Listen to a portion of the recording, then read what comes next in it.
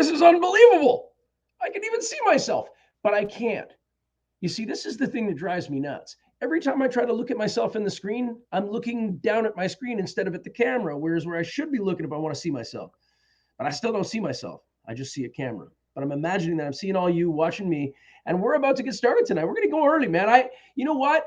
Because we're jetting out of town, we're going to go into Ottawa. We're going to do live interviews with the different people that were there, ask them where they've been, what they've done, what they're doing now. Seeing as how we're going to be doing all that for the next couple of days, I figured tonight I'm just going to dump a bunch of footage on you, man. We're going to start in an hour early. We're gonna deal with the incursion. I had some incredible footage about up top, yeah, we're gonna watch it leading right up to 7 o'clock. Thanks for being here. Really glad you came. Still can't see myself. All right, here we go. Are you ready? Are you ready? Are you ready for this? Here we go. Okay. Tonight we got Corey Sager and Sam Bruce Stadium, buddy.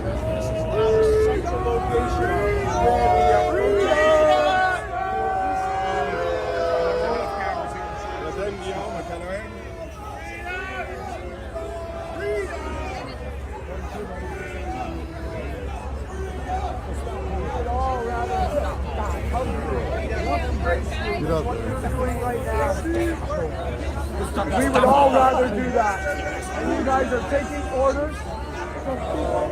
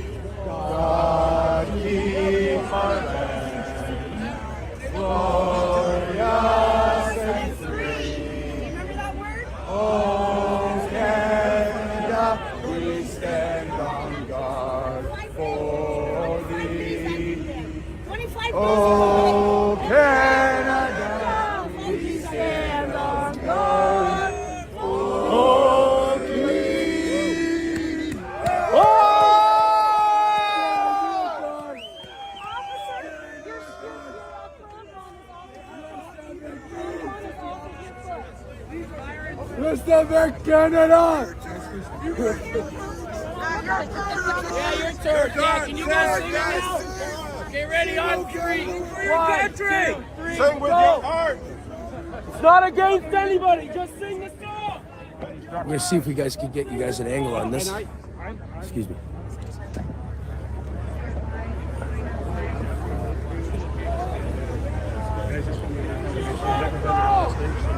How long have you been there?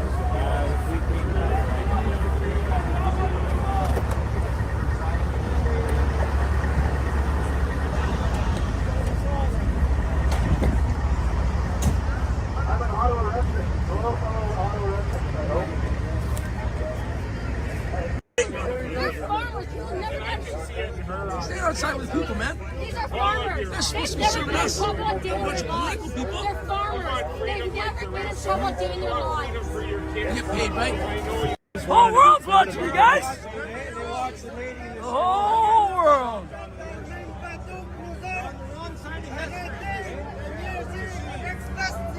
When you guys are done with us, guys in power are coming for you. That's how it works. They don't know that yet. I know. They don't know that yet. That's gonna They don't happen. know that yet. They think because they got the uniforms on, they're going to be okay. They're not, man. They come for you next. Come for you next. I'm telling you, this land is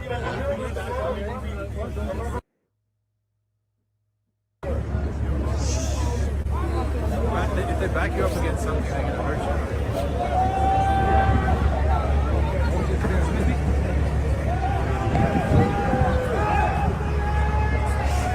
Ben! Appreciate it, brother. Hey, think about coming here tonight. hold the line.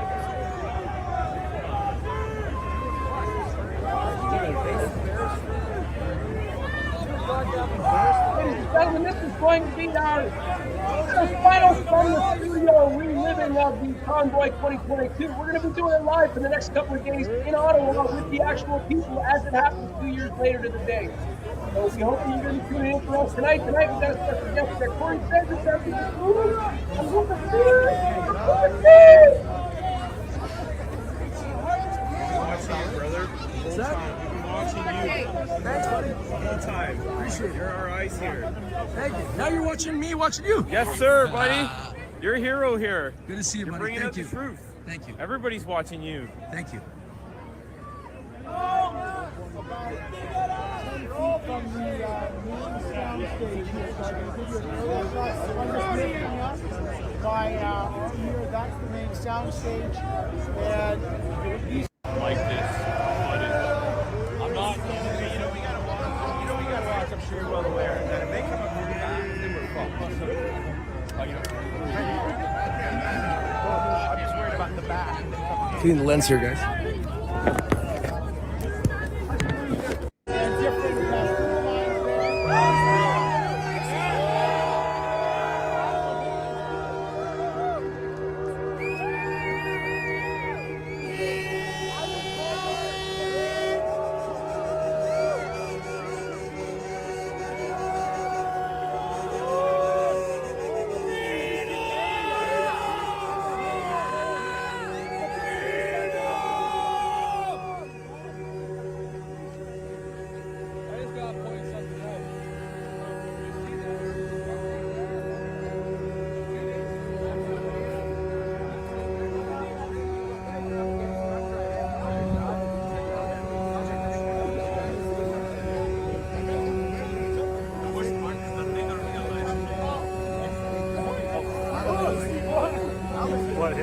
different lines there. These guys got tear gas and billy bats.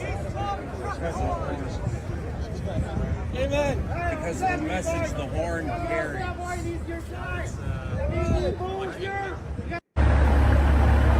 Okay, so this is where we first started getting up on the sheds to see the incursion coming from up top. And outside of having a drone, you couldn't have got better footage here. Just want to kind of hold the show. Why'd you guys come in? What? I can see your comments, and I will be responding. I'm really glad to hear you. We're gonna get the view of a lifetime, folks. We're gonna see all the action here. Just saying the same thing. Yeah, To get thank that you. view.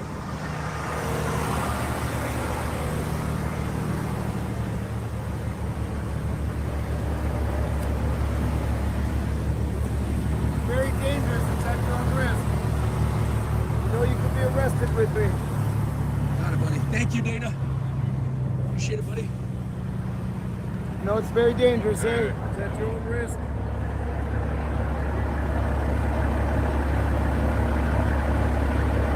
Government troops.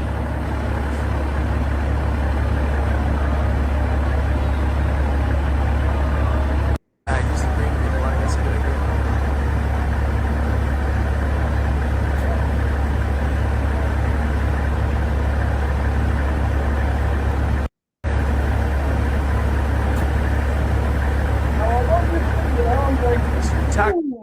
That doesn't look too exciting. Let me tell you something. When you're first up top, looking at it coming at you, wondering whether or not there's going to be increments of weaponry off your general direction, it is boring for a moment. I gotta tell you.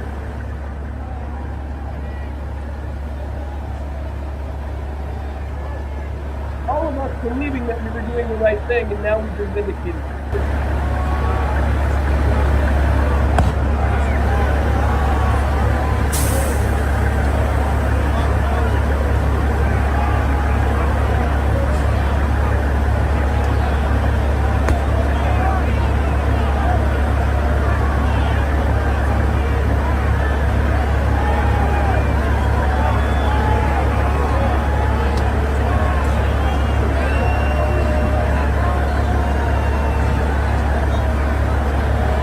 Checking the car with guns.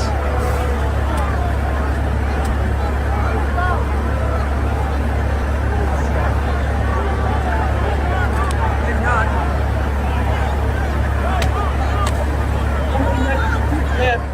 Somebody on the ground there.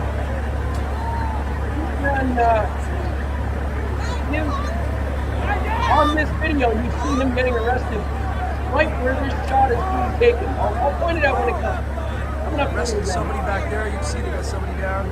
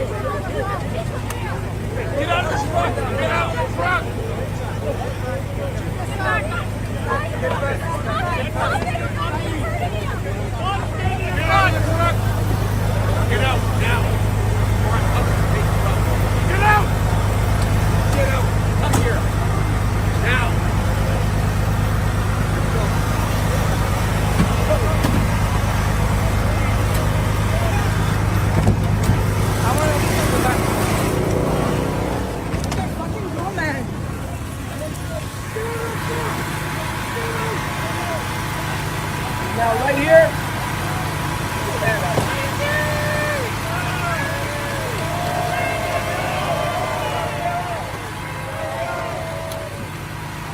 These guys going in with automatic weapons. Get out! Come down! Hurry up! I need guns, faggots!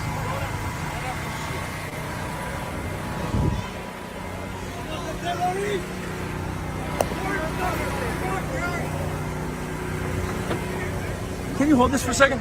Yes. Beating on women!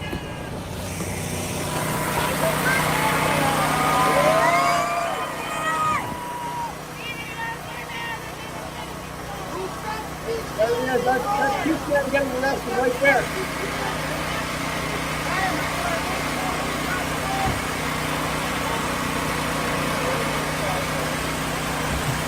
Arresting Dana, the peace guy up top.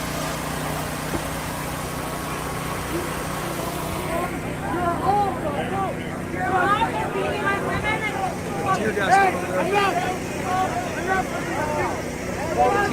Beating on innocent people! Beating on innocent people! Beating on innocent people! Yeah! Yeah!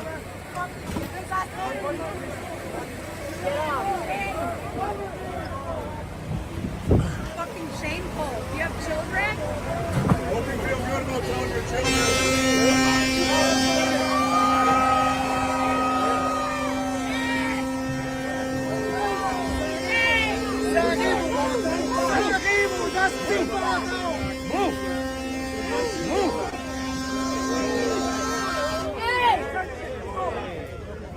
Why you gotta beat on innocent people?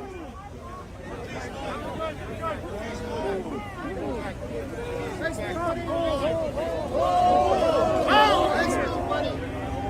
hope you got that.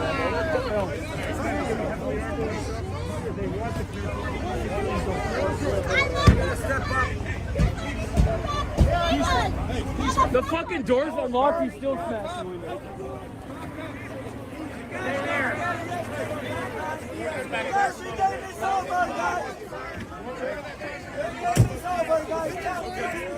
Nobody's gonna get hurt. Why?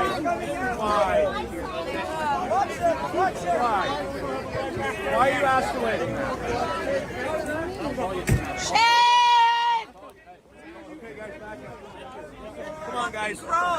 Guys, back up. Guys. Guys, back it up a little bit. Disgusting. Okay? Anything you want, but don't resist. Guys, come on, back it up. Let's get it peaceful, okay? This is peaceful. Guys, We don't resist, guys.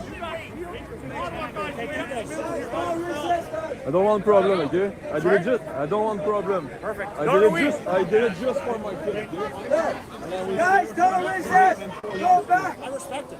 Good. Thank you. Okay, guys, go.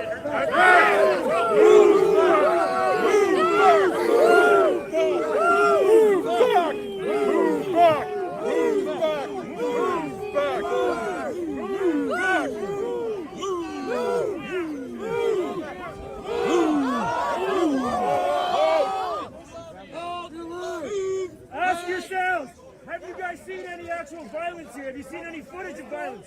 Yeah, It's all the narrative. You need to wake up. you're the goon squad of a petty tyrant. Check your options. Check your oath. You guys work under the Art Charter. Have you seen any footage of violence by terrorist acts? Or are you buying the media? Are you buying the politicians? I served this country harder than you civilians did. I took you 20-year-olds and turned you into soldiers. Come on. I can tell when people are proud of what they do.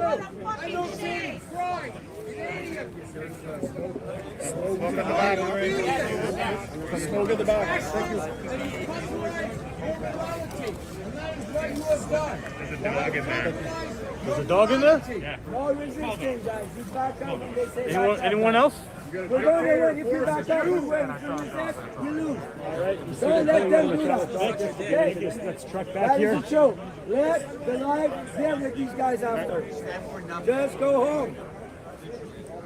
Don't resist. I've been here as media since the start of this. I have not seen any violence. Okay, so I'm sure you've seen enough of the police already, right? I'm guessing you probably have. Let's zip on over to another thing that happened. It would have been 2 years ago today, as I was kind of wandering around the streets. We met a few people on the side of the street. Take a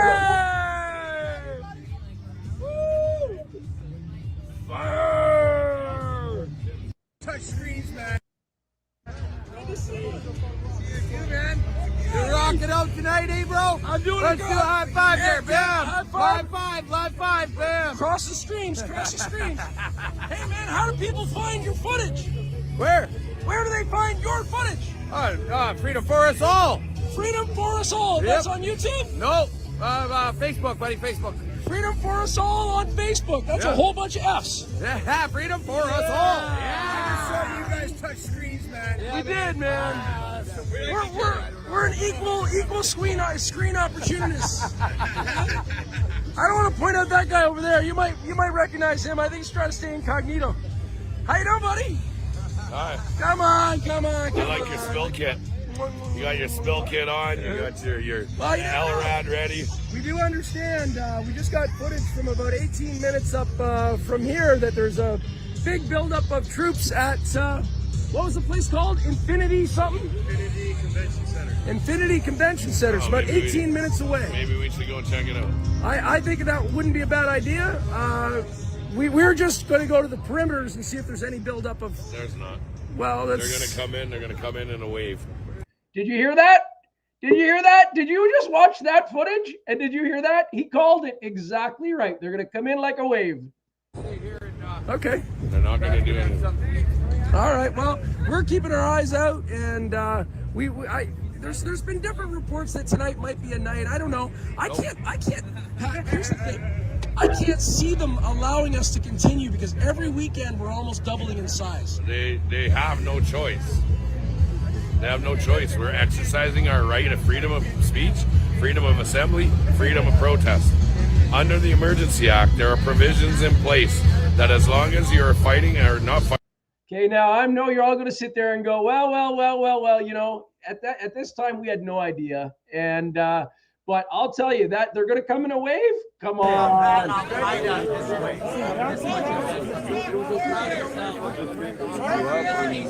Cleaning up garbage, volunteering to clean up the snow because the city wouldn't.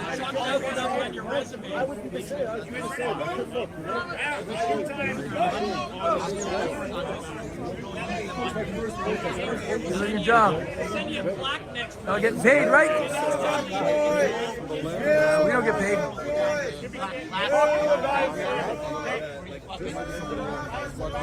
The only reason why you guys are putting up is just laws on your side. Right now. You have a dictator forcing you to brutally enforce dictatorship. Move back! Move back! Move back! Move back! Move back! Move back! Move back!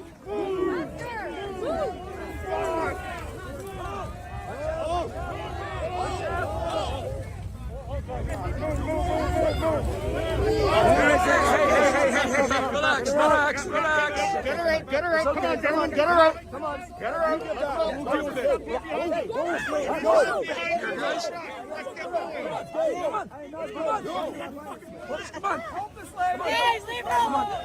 I want to point out, you know, they were courteous at times. The police were courteous on more than one occasion. I want you to know this was unedited footage. This is the way it happened, folks, and don't let them lie to you.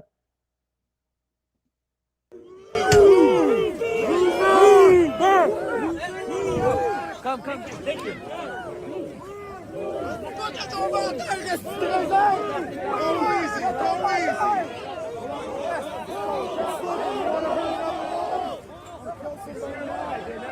The main stage area here at Wellington and Metcalf in front of the Parliament buildings. The main stage is in there with the flag. Shame! Is a corporation. Everybody's still being peaceful here. We got balls of steel. Balls of steel, brother.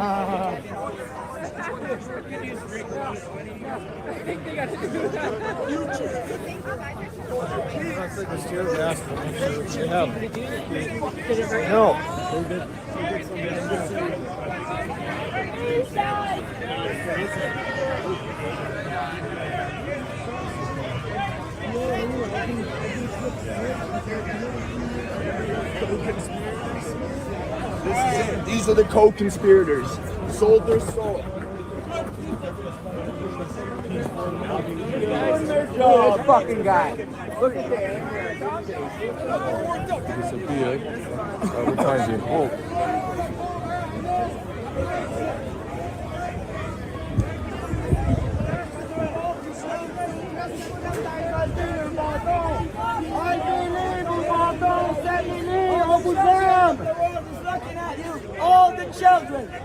All the children looking at you. We got all your names. We got and more. Come on, guys. That girl, she's been out here for They know what we're standing for. His boots look better than mine. Come to that. It's 5. Those boots, actually.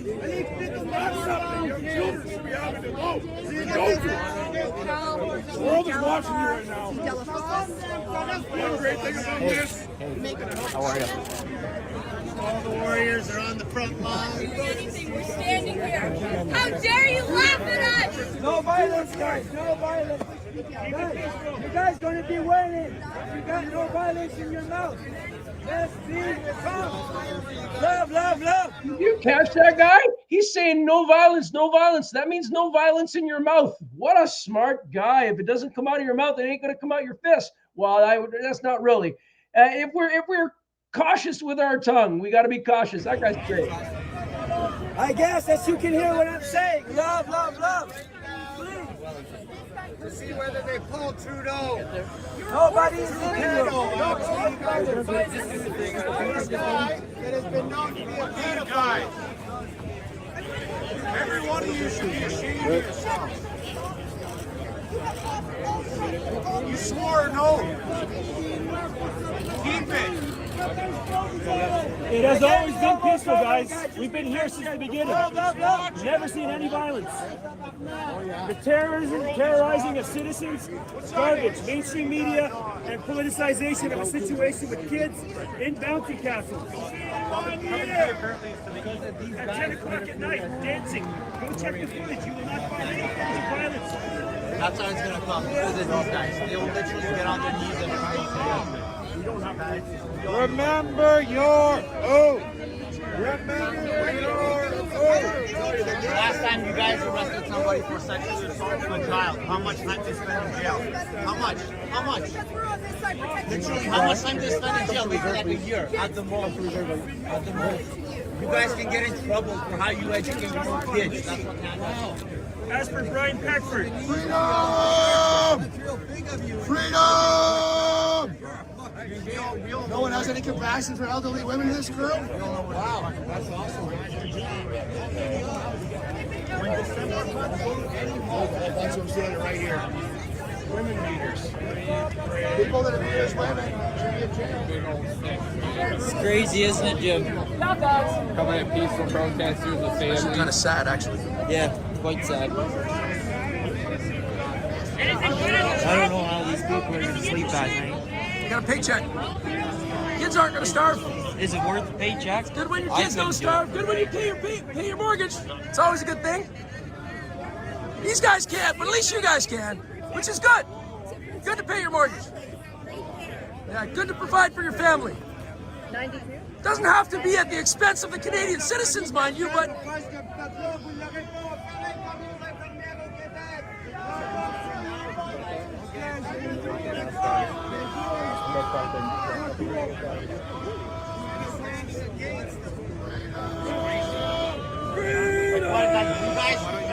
Do you use the same tactics like those two in the front line? High school girls who have to compete this boy? Do you use that? No. This is happening right now. Guys,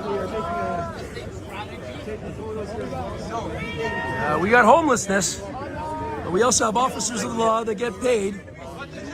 Canada's morality has just fucking been destroyed. This is a war against good and evil.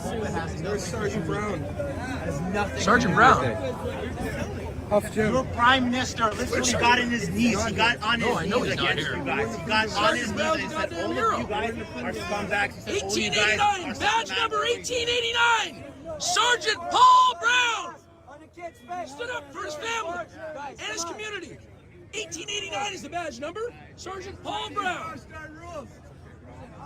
Whatever. Like the law is not schizophrenic. You guys, just don't be violent. Shake their hands and get them to leave that way.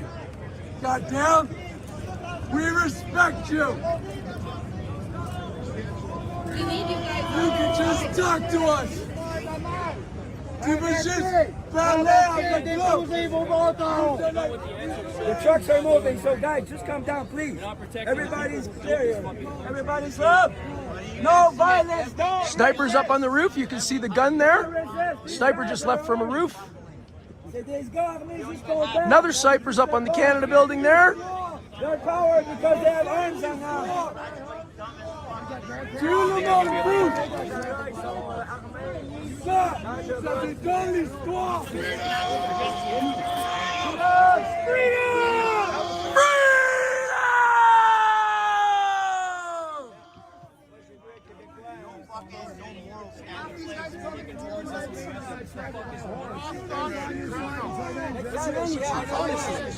What's going on up here? Are you guys Masons? Are you guys Masons? I know you are. The lights are home, but nobody's home, man. But you're not now because what you did. Just be ashamed of yourselves. Everyone's got grandparents, elderly people. You're picking on elderly people. Wow. You got her? Thank you. Freedom! She's got kids at home. I can show you. There you go. Look at those eyes. Tears in those eyes. You're upset there. That won't be funny. None of us getting paid, but at least some of us are getting paid.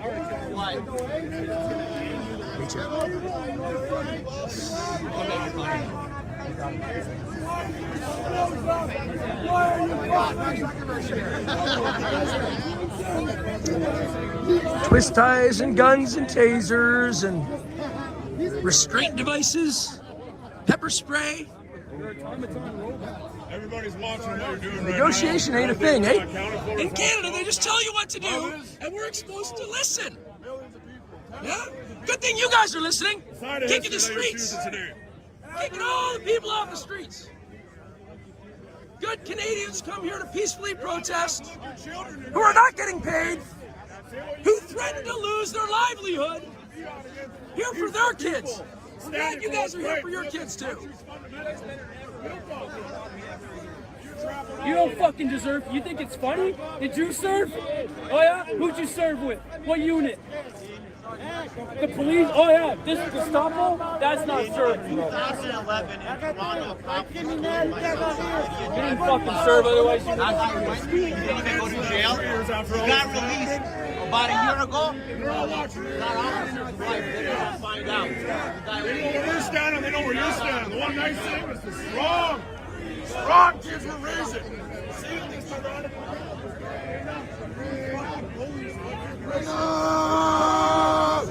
Freedom! My grandfather went to war. Yeah, this is not fun and games, folks, I'll tell you. Really is not educated. But anyways, it's a fucking Canadian flag. Put it over my heart. Clearly of gravity. That's why I see an example. And you turn on your knees. My family came Remember your own. Remember your own. They fought for my freedom. And I didn't have to. Your kids. Because I lived in Canada. And that was special. They came here for freedom. Go away, lady. Seriously, you'll be so respected amongst the whole world. Please. Just walk away. They can't hurt you. Those assholes behind you go. Everybody take a knee. Everybody take a knee. Don't hurt us, please. Don't hurt us. Don't take a knee to these guys. I'm proud of this guy. I'm just turning away. We gained nothing. They'll still hit us, man. They're gonna hurt us, man. No horses today, guys. You tired of running people over?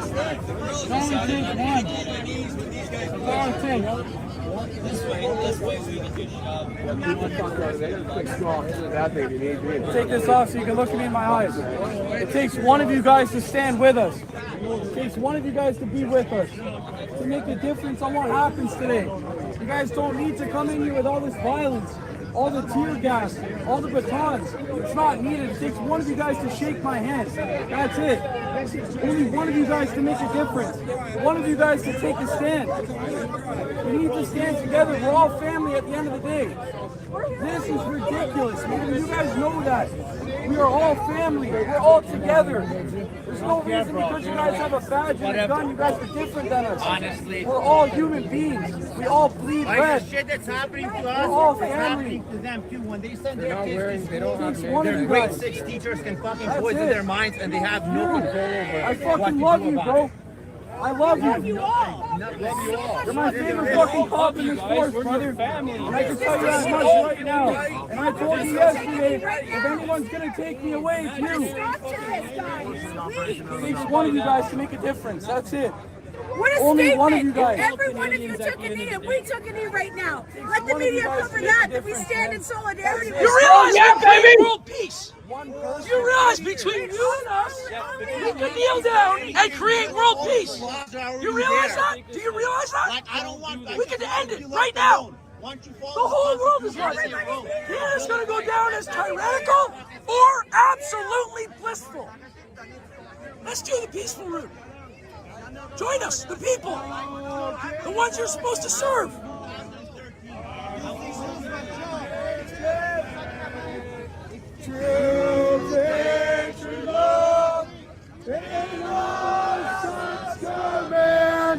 With glowing hearts, we see no of Canada. We stand on guard. Everyone, keep our glorious and free. Oh, Canada, we stand on guard for thee. Oh, Canada, we stand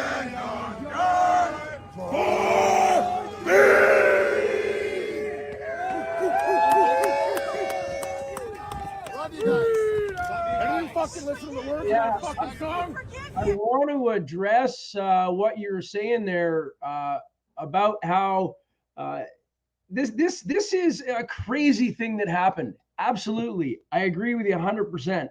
And there's a lot of prices being paid by a lot of different people, man. Sorry. We are doing your job. I shouldn't be on this side doing this. It should be you. Next time the left come at you, we join the front up here. We're implementing a fucking Al-Qaeda. You know, when planes went into the Twin Towers in New York. When we had the Boston Marathon bomb, they're not meant to idolize big wrestling. They're meant to attack. But I guess it's like a football game, so it gives a fuck, right? Hey, they can bring guns to dudes are laughing in the background. Some guy gave me a tear gas. Snipers. I can't hear my heart on my sleeve, guys. You bring guns, awesome. Just pound humanity into submission. That'll work. That's it. Beat them into submission, eh? Take the sticks and your tasers and just make them do what you want them to. Yeah? Yeah? Huh?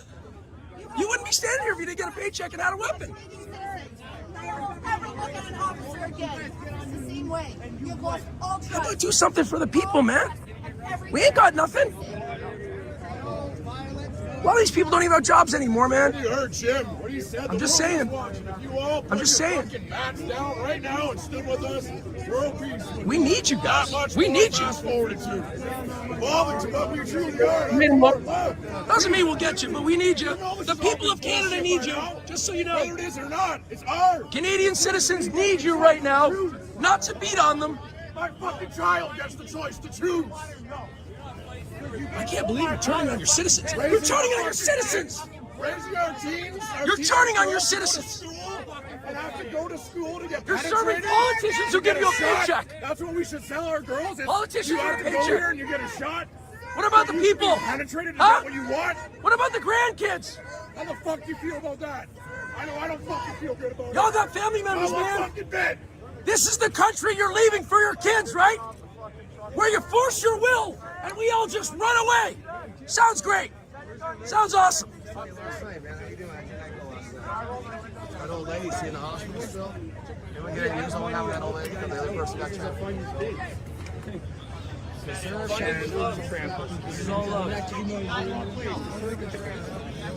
I know some of you are far gone, That you people don't have but hearts, and I disagree. I can see it in your eyes that some of you want to quit. Those are why following orders and following your conscience, and this is where the line was drawn today, guys. Please make the right choice. Oh, yeah. Oh my God. Okay, I can't see this. This hurts so much, guys. All right, brother. Thanks, Steve. In Good the to see you, same man. day, you're having. Yeah, we've seen all kinds of cool people I haven't seen for quite a while. Look at this.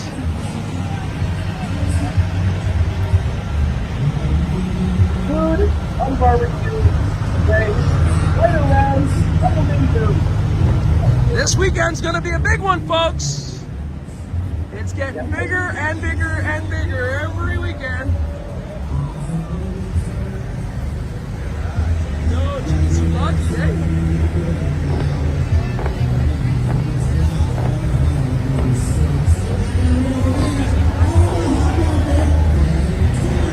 Oh yeah, missing persons. Hold on.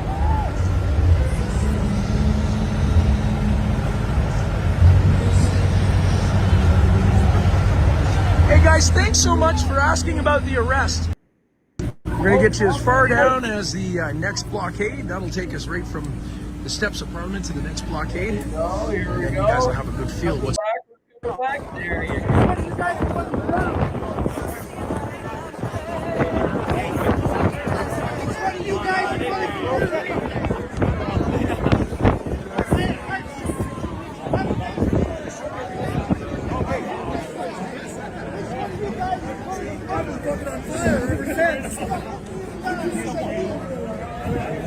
Look me in the fucking eye and say me.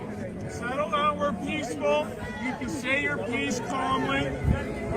We're peaceful. Hey, calm. You can say your piece calmly and politely. There's no need for... We're standing there willing to murder. Hey, Steve, are you here? What, Violent word, yes. No, that's okay. It's not violent words. They ended that yesterday when they became not Canadian citizens by using their horses and their guns as weapons against the citizens of this country. Our voices are our message. That's right. And we're here in peace. So let's stay in peace. We can say our views in peace, as I have done for how long now, officers? Have I been violent even in my tone of voice? Have I been violent in my words, officers? Can any of you answer that? Can any of you tell me you feel you're doing the right thing? The cross section right now is Metcalfe and Sparks. Metcalfe and Sparks. We're just one block down from where the big crane is and the stage is. They took over Wellington this morning. They moved it up a block. We're another block down.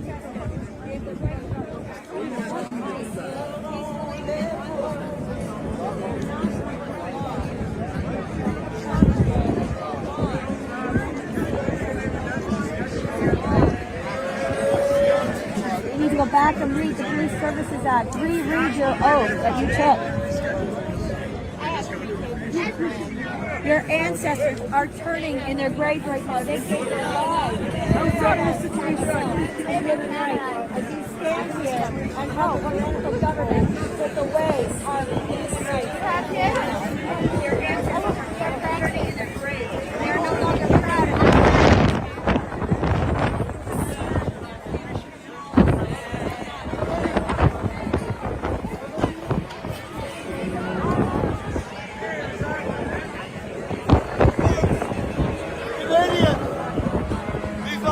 Represent violence. We don't want to be part of it. There is no reason to hold the line close. Peace not. We're not here in violence. We have an opportunity here in the world to represent a different way of protesting. This whole idea of holding There are regional red hats with the black hats on. All nice all week. That's the way the police operate, though. They're your best friends until they want to make you do something. Don't get hot-headed. Relax. Love. Peace. That's right. We're all here in peace. We're all here in peace. We hold the line inside of ourselves. They want us to engage. We don't want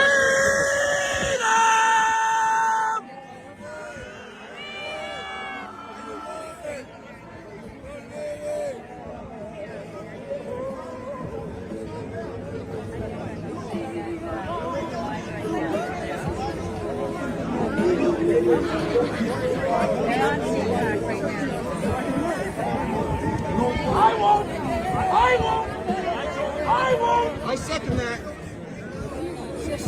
They need to back off. Terrorists. You guys are the terrorists. Here in peace. Peace and love till you freaking tyrants showed up, started scaring people, and hurting people. Unarmed old lady with a walkie, you ran her over, you fucking disgusting pigs. You lost all my respect. Respect is earned. It's still not too late to do the right thing. Follow your oath and carry out your oath.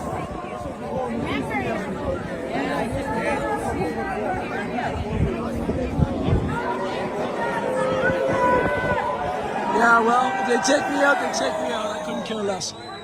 At this point, we got nothing left to lose. The police have turned against the citizens.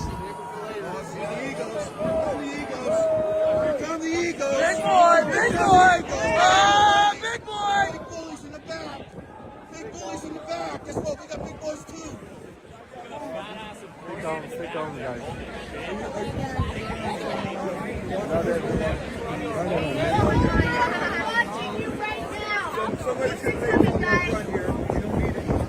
We're here in peace.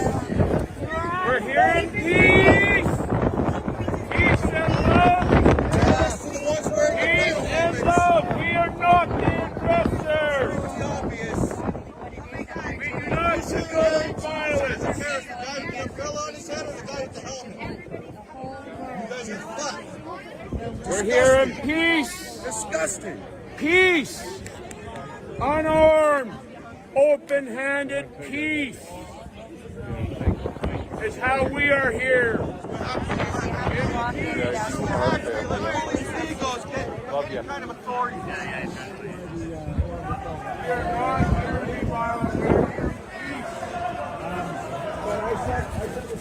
Are you here prepared for violence when we are here in peace? See a couple of trucks moving out back there, folks. Some of the front lines moving out.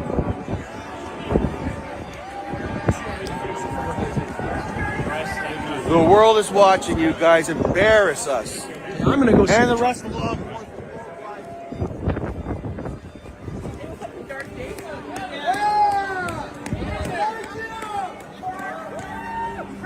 We're ready to create.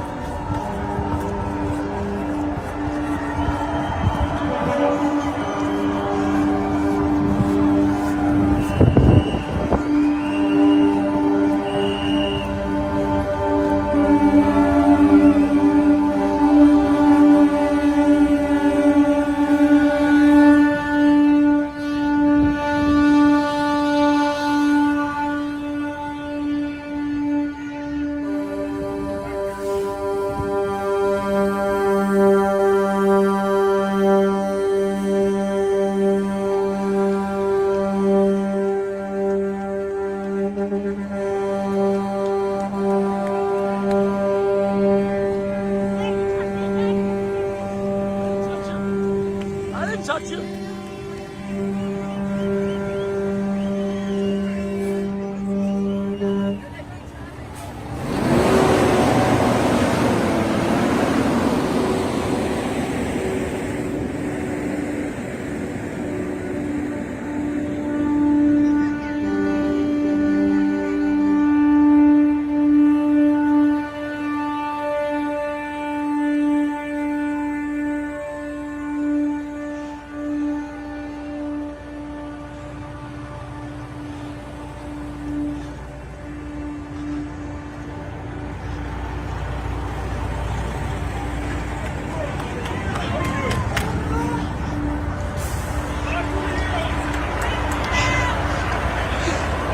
Thank you. Thank you for waking up the world. Thank you. I just don't want to get into trouble like he's coming in. Under the Highway Traffic Act in Ontario, you have to identify yourself, right? So all I'm asking you to do is just, we're going to let you go. We just need to see your driver's license and your ownership of CPOR, and then we'll let you get there. That's all we're Has she committed a crime? She's Okay. Okay. So after what happened there, I'm asking you politely to give me your identification for that. You just want to take a look at it? Yeah, I just got to take your information and let you go home. We're not charging you, we're identifying you, and then you're letting me go on your way. Police don't tell the truth, just so you know. They have no reason to tell the truth. They lie. Can you just back up just a little bit on top? They lie.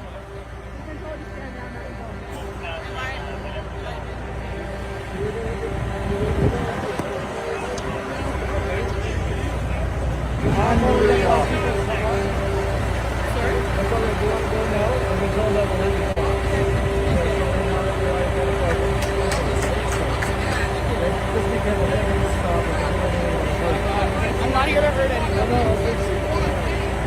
We'll jump up and let you get going. Sorry? Everybody just Yeah, for now.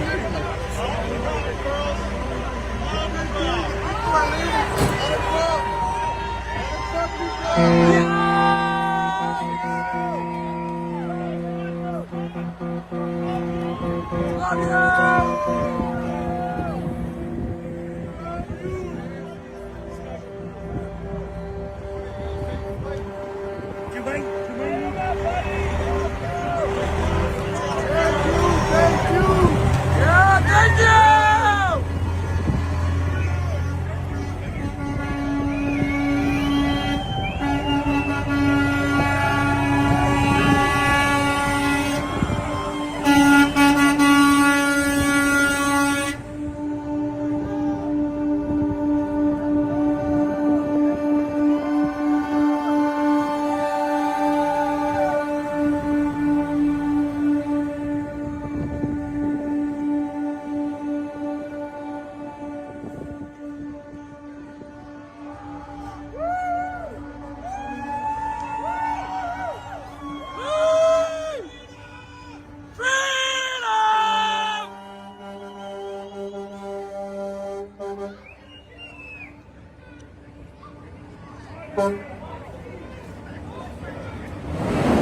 How fucking time, eh?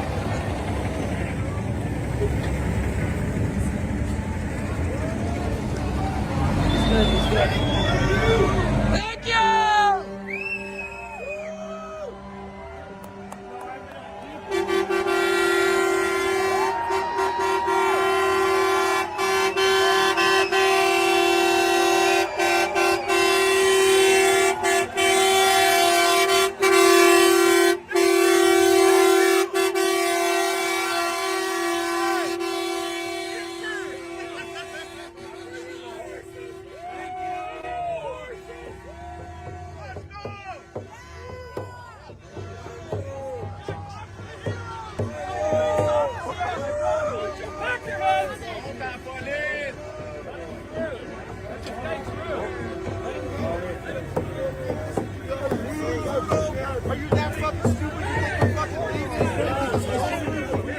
Ladies and gentlemen, thank you so much for being here.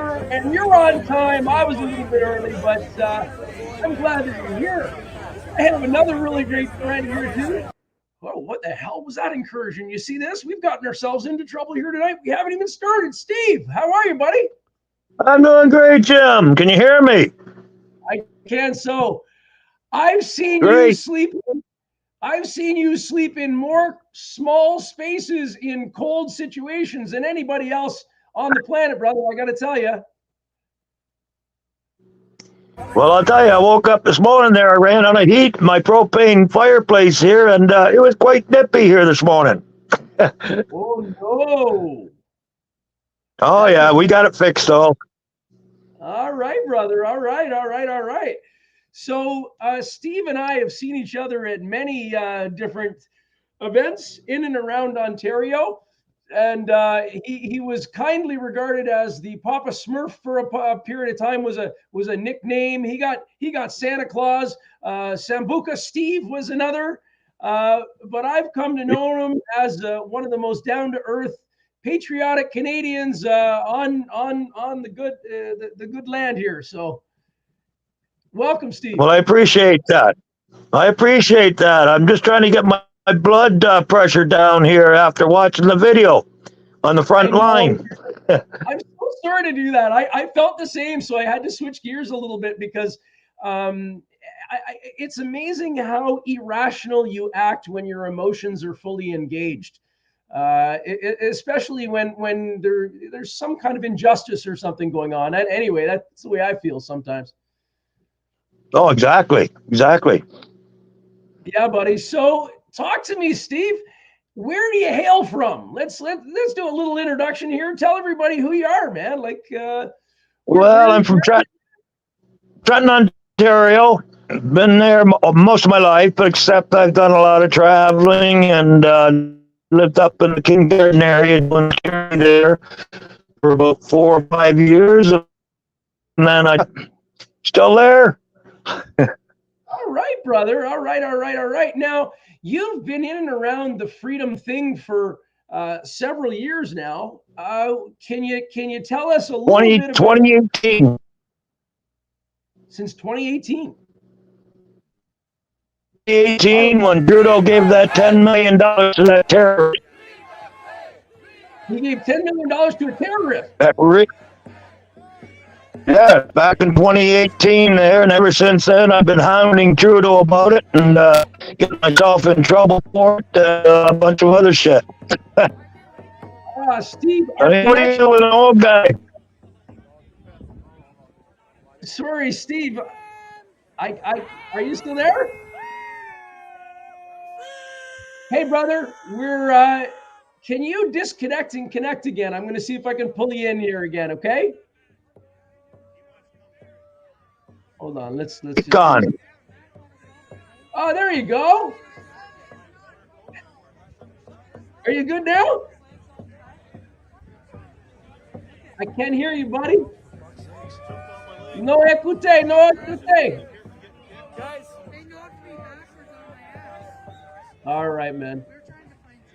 I'm not sure what's wrong with Steve's connection. I think that we're going to have to maybe just get him to disconnect and come back again. ladies and gentlemen, guys like Steve are the reason why this never ever gets old. Steve, I'm gonna speak in your absence. I hope that you're still in the studio. I can still see your face. I don't know whether or not you can still hear me, but I really want you to hear this, brother. Um, you are older than most grandparents, reaching great grandparent age. And you've made so many sacrifices on behalf of this country and other people. And all you do is come with a giving heart, and you're always smiling. You always raise the vibe. You always raise my vibe. And I just want to let you know that, brother. You're the thing, and I'm hoping that you're coming back here. I'm hoping you're coming back. So, ladies and gentlemen, this we've skipped ahead here right to the final day when they were doing their pushes. Okay, I've got so much footage I can go over that we could literally fill a 5-hour thing here. But we do have another guest here who's with us, and I'm hoping Steve's coming back. But this guy is he's really weird looking in this video. Let me see. No, you're all right. You're all right. It's Corey. How you doing, buddy? Hey, buddy. How are you? Can you hear me? I can hear you clear. Steve was here, and then his sound kind of sucked, and I'm hoping he's gone and coming back. I saw that. I hope he does too. Corey, let's give the audience an idea of your kind of background. I'd like to just maybe say a little piece. Like I was talking about Steve, Corey is in the same category because of the authenticity of personality. There is a trueness of them. There is an unselfishness about what they do, and there's a common senseness about it that is so rare these days. Okay, hold on. I think Steve's here. Yeah. Thank you, Jim. There we are. That, man. Hey, Corey. Hey, Steve. I'm learning all this new tech here. That's okay. Now, you guys live close to one another, yeah?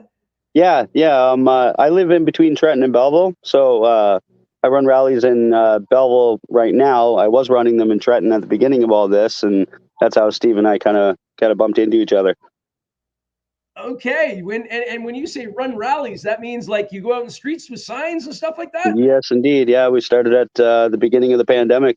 Actually, there wasn't anything in this area, so I started in Coburg with oh geez, there's so many. I'm running blank right now. There's Todd, Noel, and there was Josh. There was a bunch of people out there. Jody. And they were out there every day. I didn't know that they were out there. And one day my wife was driving by, she saw them, and she called me and she said, "Hey, I found some people that are standing against the COVID thing." And I went, "Well, find out where they are. Give me their number, see if I can come with them." So that's how I kind of was introduced to the activism world. I was already sort of I knew something was wrong. I was definitely, I've been researching for a long time, but I never did anything physically until I met the Coburg people.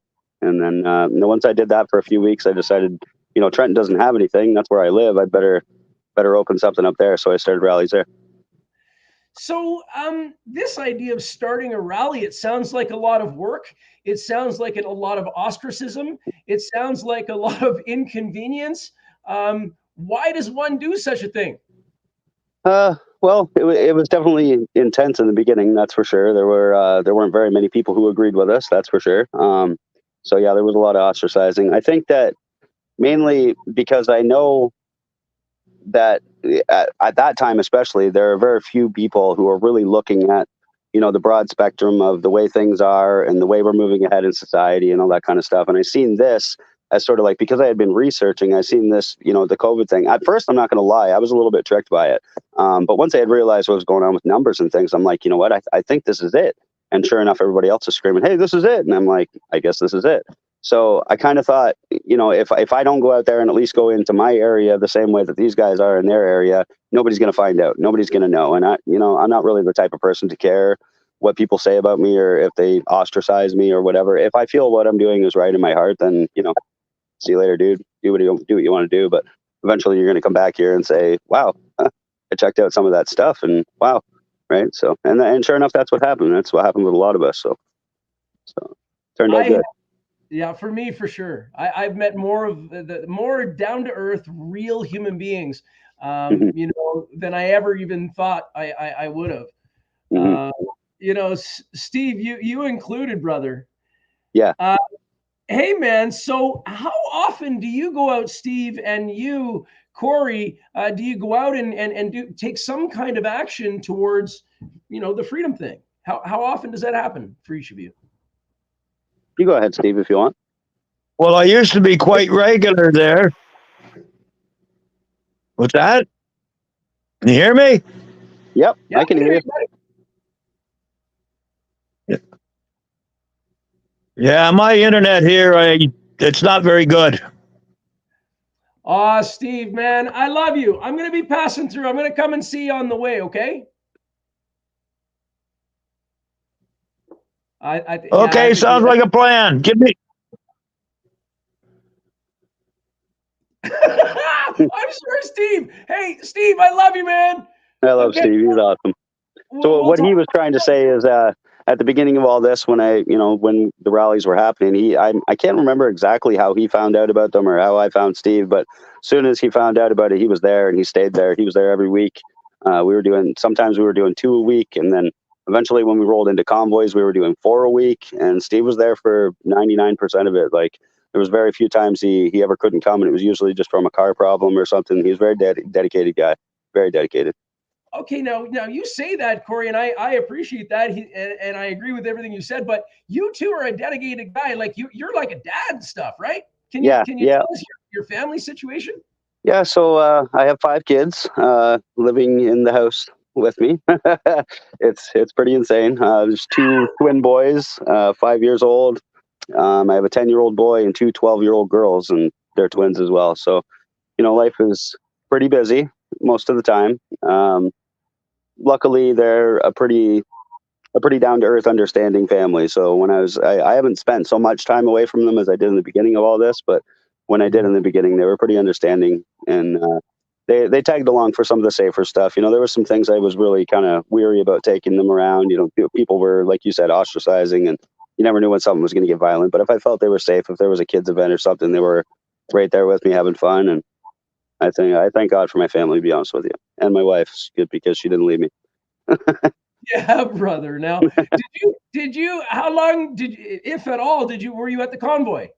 Yes. So the first, I have a really bad memory when it comes to details. So I'm going to try to do my best. But I believe that I didn't go down until the second weekend. I don't think I was there for the first weekend because that's when a lot of the noise was happening. When I had gotten there, there was already it was basically just a big rolling smooth party at that time. Everybody had already been established. All the trucks were in their places, and everybody was doing their thing. And it was pretty insane. It was one of the most. I can't even find the words to describe it. Honestly, it was so many different things. It's all the things that people describe it, man. It was loving. It was fun. It was uniting, and there were so many different people, different types, and different people with different backgrounds, different races, religions, everything. Everybody was there. There was no, it was crazy to see so many people come together for one thing, right? And so that's how I felt when I was there. And the horns were amazing. That was my favorite thing about it, was the horns. And I know some people don't really like that, but I don't know. Standing in between those trucks when the horns were all going off and they were all blasting at the same time, it was something. It was something different. It was very different. Yeah, it really is a visceral thing. Mm. That's sound in general. I love sound. I love Yeah. all kinds of sound, and you get in front of the bass speaker, the same thing happens. Mhm. Music starts moving you as opposed to you moving to, Exactly. and then they call it dance. That's right. And then combined with the emotional effect of the entire event, I think that played a big part in it too. It was pretty moving. The whole thing was moving. It was good. It was really good. It's been mentioned too, the lead up to it. I mean, with us all confined and with all restricted and everything was illegal, it didn't matter what you did, you turned, Yeah. you were going to get in trouble for something. And Yeah. now all of a sudden there was an air of, wow, we're on the other side of this thing, Yeah, huge release. I think that everybody felt some a big load of pressure come off of them when we were out there doing, even though the mandates were still active and all that stuff in the beginning. Like, everybody was carefree. It was so carefree compared to the last few years before that. It was great. And what did you? How did you occupy your time when you were there? Like what did Oh you spend? man, I spent most of my time just walking, looking, and trying to, just say hi to people. I think that was pretty much all I did. I didn't really do much other than that. See what was going on at this spot, see what was going on at that spot. Say hi to people, figure out what they were there for, how they felt, that kind of thing. That was exactly what I was doing. I was just throwing a camera in their face. Yeah, right. Yeah, I wish I had done that. To be honest with you, I probably would have got some good footage, but well, a few good conversations. It brings an element into things that if you can get over it, it's wonderful. But a lot of times the camera will be present, and then people won't be as present because the camera's there. Yeah, that's true. Fortunately, there was so much going on at the trucker convoy. People just forgot the cameras were there. Right. There's so many cameras coming out. So you did get a relatively authentic expression. I mean, look, there's 4, 5, 6 cameras up in that screen right there. Yeah. Of people shooting footage. So, it's. I would love to really get like atomic with it. I'd love to get all time-stamped video and stuff and do like a 3D fly through of the convoy or something. Yeah, it was it was a super cool event. It really was. Well, and then everybody says, well, we should recreate it. We should recreate it. What do you feel about that, brother? What's that all about? I think that we could, someday in the future, maybe under certain circumstances, do something similar, but I don't think we're ever going to be able to recreate what we did. It was genuine. It was authentic. It didn't happen because we wanted it to. It happened because it wanted it to. You know what I mean? Yeah. The inspiration that happened at that time was because we were doing what we were doing. And I don't think that there's any way that we can recreate that in the same way, unless something else comes along to spark that, I think it's going to take an outside force. That, I mean, well, in this case anyway, was some kind of civil unrest based around unfair treatment, as they felt, basically. Exactly. So it would have to be another provocation from whatever the powers may be, or just spontaneous love and peace breaking out on the planet wouldn't be such a bad thing. I'm saying. Yeah, that would be probably the best thing ever. But I'm with you. It's always possible. And then the people say, oh well, I don't like to party and stuff like that. Well, I do at times, and I don't at other times. It depends. I'm grandpa now, but there's a time for everything, and I like it when people are in celebratory moods, because at least now they're happy and open-minded and progressive thinking, as opposed to some of these situations that we're viewing on the camera that are very tense. Situations, interactions with the police, and they, saying, oh, well, before you go, we're going to have to look at your license. Oh, yeah, well, they did that to me too. And the next thing I was in the back of a paddy wagon in the back, out somewhere. So don't, and not to diss our fine uniformed fellows who do an amazing job most of the time. But, I have a thing with lying, I guess. Truth matters to me. Yep. Absolutely, man. White lies matter. Absolutely. White lies matter. Yeah, buddy. So where did you stay when you were at the convoy? Were you like, how did you survive the cold? So I was only there for the weekend. We stayed in a hotel room. We were there with Jody and some other people. And yeah, that's pretty much the gist of it there. I didn't spend a whole lot of time in the room. Obviously there was a lot going on, but it was a very odd thing to have the room, because you could go down to the street and then go up to the room and see, the TV, and there would be 2 totally, completely different scenes going on. And it's like, right now in Ottawa, and then you walk outside and it's like, no, that's not what's happening out here. I don't know what's going on with your TV station, but obviously, but it was, that was pretty much all I did there. Is, I would stop in there and warm up a little bit and then head back outside.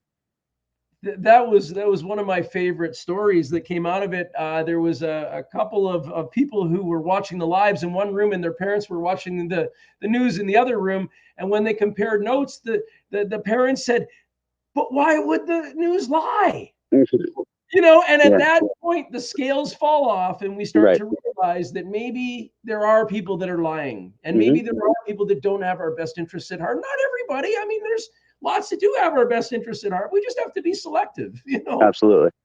Yeah. So I understand you've got a little initiative this weekend coming up, in that you're going to be. Well, let's first talk about your giving spirit. I understand that you've been involved in some things similar things at the Bubble Bus outreach and such. Let's talk a little bit about that. Okay.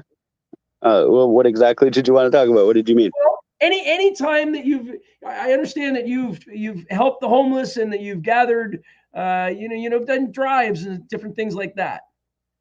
Oh, okay. Well, so I guess I really haven't done a ton. I try to do as much as I can. A couple years ago, or actually it was last winter, not this one that just passed, but the winter before. I wanted to. There was the growing homeless number, that kind of thing. It kind of freaked me out, and I'm like, what can I do for these people? Because I don't have any experience with this kind of stuff. So, besides giving food and clothing and stuff like that to places, which we can get into that at some point if you want, but I don't really like donating to most of the organizations that exist, and so that's kind of what's going on with this event that we're about to talk about too.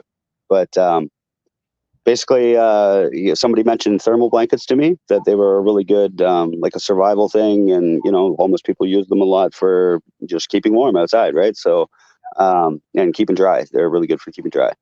So I went and checked out some places I could get some thermal blankets wholesale, found out the price, put it online, asked people if they wanted to donate to it, and then I gathered a bunch of money. I can't remember exactly how much we got. I think there was over 500 blankets, and so we just went around to a few different places where there was encampments and started handing them out. And we ended up in Kingston for the last one, and we had maybe 100 blankets or so left, and we couldn't find anybody else to give them to, so we left them at the community center that they have there, where there's a ton of people that go in and out. So they definitely got used up there. And then I didn't really know what else to do. I wanted to do the same thing this year, but we had a really mild winter, and I didn't really have much response when I kind of put out the feel for it. So luckily that we did have a kind of a mild winter, so it didn't really change much in that regard. But then the idea to go out to the convoy happened. So I feel like celebrating would be cool, but I also, when we talk about the kids, I'm a busy guy, that kind of thing. So I was sort of on the fence about going there. I probably would have decided not to, but I was talking to my friend Melissa, and she said, hey, just came back. I knew about her recent trip where she'd stayed with Melissa from the Bikers Church, and she talked these people up insane amounts. Just loved them. And when I went there, when I was doing a live with Melissa, I had mentioned this. We did a little tour in the place. I thought it was amazing. I thought they were great people. And most of all for me, their policies. I guess you could say they don't really have any policies besides give us respect and we'll show it back. But they're different in that way. And when it comes to the other organizations, they don't have any limits or registration or anything that you have to go through to get help. If you need some help, you just ask these people for help, and they don't just help in Ottawa, they help all across the country. So I'm like, this is a great thing. So Melissa said to me, I really, for real. I mean, if I could just on a second on Melissa, there, the Bikers Church is an incredible organization out in Vanier in Ottawa. I first came to know of them when my son rented a house that was directly behind their church, but it was called the Bikers Church. And I thought, wow, that's kind of cool. I mean, I like the idea. I think that, dark and light and all these things, it's two sides of the same coin. And that kind of played with that for me. But then when I saw the actual work that they did, they literally get from farmers markets food and put it online and all outside their church. Inside their church, they've got clothing exchanges where you come in, and if you don't have clothing, you shop, but you don't pay. You know what I mean? Yeah, they call it the free store. It's amazing. And this in one of the rougher parts of Ottawa, my son got a good deal because it was in a little rougher part. But what incredible people of faith. That's true faith, because they've actually put it into action. They're reaching out and doing something in the community, which I see you doing, and I've seen you do for a long time, brother. Thank you, man. You never look for any credit. And this here, let me ask you a question. How do you feel about people who say, if you do a good thing, you shouldn't film it because it's its own reward or whatever? I feel like for most cases that's true because a lot of people use the camera to get the notoriety. I think in some cases people use it for awareness, and I think that's a different story. So I mean, you got to kind of read the person who's got the camera in their hand, right? It comes right down to intent, doesn't it? It really does. It does. Why you're doing it. Yeah. Why you're doing it. If you're doing it so that other people can see. This is where I think this Mr. Beast guy goes wrong. I don't know if any of you, this audience might know who that is, but he's a really famous online guy who does all these crazy things. But because now he's made a whole bunch of money, like lots and lots and lots of money. He does stuff like drives a train through 5 truck cargo things to see if the train will break or the cargo things will break. Or right. There's $1 million cube of money, and you got to keep your hand on it longer than the other 3 people or something. Yeah. Like, it's just insanity. It is wild. It is wild. But I see in that young man, I'd like to talk to him someday. It just seems like he's missing something. Yeah. And as soon as he finds it, he's going to be a mega superstar. Yeah, that's awesome, man. I haven't really caught up on that guy. I do know a little bit about him, but yeah, I wasn't really sure if he was genuine or not. But I've seen here. He's the most famous guy ever for, online stuff. And I'm sitting there giving the guy advice, right? Right. Well, whatever. No, you know what? He does some of the coolest things ever. And it's really, really neat. I think that why you do it matters. Mm-hmm. Why we do something matters. And Absolutely. It seems to me like your intentions, Steve's intentions, our silent partner to you tonight, it matters and it comes through. You are very good on a megaphone. Oh, thank you. Thank you. Could you megaphone to the camera? Could you like pretend that there was a crowd of people there and like say what you were? I'm not sure if I could do that. I think that I think the best way to describe it is somebody who goes on rambling rants, gets a microphone in front of his face. And so like, I wouldn't even have a plan when I would go out. We go out every Sunday and I just have different things coming out of my face, but it's not planned. I would just go down and people would say things to me and they would, feed me little pieces of information that we've gotten through the week. And that would trigger thoughts, and then that would trigger, speeches, which would just kind of blurt out of my face. So it's really hard to kind of make it happen, but yeah, it's fun when I do it. It is fun. I'm not going to lie. I have a lot of fun. That's really, really neat. So it's basically your ability to vent, your voice is being heard. Basically, yeah. And I instead of venting, I made it more of a try to not necessarily plead with the people, but sort of, I've gotten a lot of advice along the way, so it molded and it changed as I went. But the best way that I found was to find a little bit of humor and relate to even that other side that hates my guts. Try to relate to them in any way, even if they hate me and I'm stating that they hate me. I know you hate me, but you know what? I love you. And I would say things in between, right? And it caught a lot of people. I got a lot of positive response from it. You know what I mean? Attention is good. Everybody loves attention, but positive response is really the best thing to get from the other side. And I didn't get it all the time. I definitely didn't get it. I didn't win everything, but I did win a few times, and I pride myself on that. I think it's awesome. And I think a lot of people have figured out how to do that too. Like, we've changed so many minds. Do you think the trucker convoy was a win? Yes, I do. Right. I think that. Tell me about that. Okay. There are a lot of ups and downs that came with it, but I think that, when you ask me that question, I automatically think of people who say, well, it didn't accomplish anything. What it accomplished, I'm not going to try to say what it didn't or what the bad things that it did, but what the positives that it did accomplish are definitely, like I was talking about with my experiences, the uniting of the country. We've never had anything to really gather together, even when we're not together physically. We've got this entire network of people who are constantly, now integrated with each other, and it's something that we never had before. We had all this social media connection, but it was vague connection. We didn't really know each other or care about each other. We really just kind of blah, whatever was coming to our brains, we spit it out and then that's it. But there's no care, there's no feeling.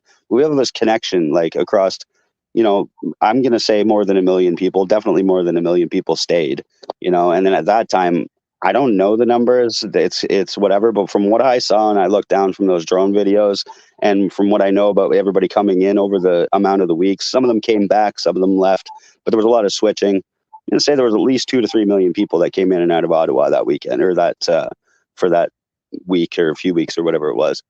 And that to me is a really big thing. That's what we accomplished. We accomplished all of those people coming together for the same thing. And not only that, we sent a huge message to the government. Even if we didn't do it democratically, we still did it. We told them, that's it. Okay, we're done with this. And if you keep pushing, we're going to keep pushing back. And I think that, even though they responded in the manner that they did, and even though some bad things happened, they definitely did hear us. Because I mean, look at right now, they were just ruled against in the federal court. Trudeau's taken a beating for everything that he did. Even some of the conservatives are coming at him about tax money that he spent during the time. There's all kinds of stuff that are coming out because of all that happening. So, I think that it's a lot better thing than some people think. That's for sure. I think we accomplished a lot. Yeah, so do I, buddy. Plus, it was the time of my life. I don't care. Yeah, right. I had too much fun, and it just you pent somebody up for long enough, and Yep, give them the release and just watch them go, right? That's right. You were saying that earlier about people with emotions and they get distraught and do things a little bit more irrational. I think the same goes for people who are just overly happy. You know what I mean? It's not that I think anybody was irrational, but we were super happy. There was happiness through the roof. There was people hugging that had never met each other. I've hugged more people during that weekend that I was there than I had probably over the past, even before the pandemic, probably over the past 5 years, I hadn't hugged that many people. It was insane. Just everybody loved each other. And it wasn't a drug-induced thing. It wasn't like that. That's it right. wasn't like this where everybody was just ingesting. Now there was a festival-like atmosphere at times. Mm-hmm. And I do know that there were some people that overindulged in some of the things, but it didn't result in people's physical harm. Right. And it certainly wasn't prevalent. Like it happened. Right, exactly. For the most part, as a population, we did pretty awesome. We were a pretty loving, awesome general community, for sure. And when I saw the people feeding the homeless and such, and I was like, what? Seriously? This is crazy. This is crazy. It's not even what we're here for. Look at you guys. So how do you think, well, let's just talk a little bit about your after convoy experience. Okay. Well, no. Let's stay with the convoy just for a moment. We're almost there. Okay. We're almost there. Talk to me about kind of the thing that comes back to you when you're not thinking about anything else. When you think about the convoy, what stuck? What stuck? What was unusual? What was the thing that you went, okay? What was unusual, or what really stuck? Because those are two different things. What was your takeaway? What was my takeaway? Yeah, what was the thing that you went, oh fuck, and now it's now you have that thing, other than a swear word. Excuse my CKs. To be honest with you, I don't really know. There were so many different things happening. My thoughts, at the very beginning, I was super excited. And then just before it happened, I was extremely worried. And then when we got into it, it was, euphoric and exciting. And then I think, when I left, it was still euphoric and exciting. And I was excited for other people, even though I wasn't there. But then as I started to see certain news come out and certain things happening, I started to get a little bit this is kind of, uh-oh, you know what I mean? And then just before everything really, really started to get hectic, I got super worried and I started to say some things. And, it's the first time I came out and said anything publicly. And people are like, you're fear mongering, shut up. Nothing's going to happen. They're not going to do anything. It's on them if they do. And then everybody's windows started getting broken. And then I went into told you so mode. And I'm just holding my head oh no. And at the same time, feeling really patriotic about the people who weren't backing down, seriously patriotic about them. I felt what they were feeling. There were so many videos and people were you get the cinematic effect when people start putting music to the background and stuff. But I would find some that weren't like that. It was just raw video and the emotion that was within the people doing the things that they were doing. And, even the angry ones, the happy ones, the sad ones, all the different, they were so raw and emotional and real. And I took that away. I took that away for sure. The way Canadians had felt, I took that away. Oh my God, dude. I mean, you're talking about that. And as I'm reviewing this footage, all I'm doing is I'm hearing the voices in the background. You'll never know what the faces were. Right. But there was one saying, you got to be peaceful, man. You got to be Mhm. loving, man. No, I don't be peaceful. These thugs came in, they did, but it was all self-moderated. Yes. Like for every Yeah. influence that wanted to lash out and do something, there was another one, other than the consistent force that was being exercised by the one side and then the yielding on the other side. I mean, uh, yeah, Yeah, exactly. Actually, it's kind of funny. You had said before the show I should send you, any links or anything like that I want to show, but I didn't think of any until just now. But there was one really, really, I think I want to call it an iconic video. I don't know if that's the right word or if I should say that, but there was one of the frontline nurses had made a video where she was going through the police officers and trying to get them to look into the camera, just to look at the people. And, she was speaking calmly and she was saying, well, you just look at the camera, just look at the people and look them in the eye. And I think that was the most impactful video that I had seen throughout the entire, there was a lot of really impactful ones, don't get me wrong, but that one was, like right now I'm kind of feeling like, wow, like, you know what I mean? That video really knocked me for a loop. And it said a lot of things about a lot of different stuff. It said a lot of things about the people who were there for the protests. It said a lot of things about the police who were there. And it wasn't just that they wouldn't look at the camera. It was that you could tell that she was affecting them, that she had gotten inside of their heads, whether they would look at that camera or not. She had gotten into so many heads that day. And that is the way to do it. There's no other way to win. It has been proposed that that whole thing happened, like the idea of oh my God, I'm blanking now, dude. I'm still stuck. I'm still stuck on the emo. I watched that running thing on the beginning, dude, and I can't. I'm not myself. I'm not even present. I gotta just take a minute to breathe. I don't think that we realize when violence is perpetrated against us how much it hits us, dude. I'm not like right now. Anyway. I'm sorry, brother. No, it's okay. There were people that left that place broken, completely broken, and I don't mean physically. Some of them were hurt, but some of them left broken. And to be honest with you, being within the groups and that kind of thing, and being kind of an emotional type guy and caring, I had to have personal conversations with a few different people that, like, wow, man, this guy's really, really taking it hard, like, really hard, or this girl, or this person. It was people were broken, man, at what had happened. They felt very proud for what they had done, but very broken for what the government had done. And I don't blame them. This isn't Canada, man. No, it's not. When I grew up, they come into school and the police are talking. They're the ones that are coming in and talking about wearing your seatbelts and showing you the movies about the melon head getting squished and stuff. And always a force for, reach out in the community and preventativeness and stuff. But that's where I was going with the thing. It has been said that because of the emotional impact that was had upon the officers, that's why they had to rotate in and out so many different ones, like from different municipalities. Because you remember they were from Ottawa, they were from Toronto, they were from Durham, they were from, and then they were everywhere. Patches in Montreal and everything else, right? So it's been proposed that because so many did not, because they exercised their conscience, they didn't want to come. Now, I can't say that. I don't know, right? I'm sure there had to be instances of it. There can't be that many mindless drones out there. There really can't. Yeah, man. I'm pretty sure it happened with the one young lady with the gas cans.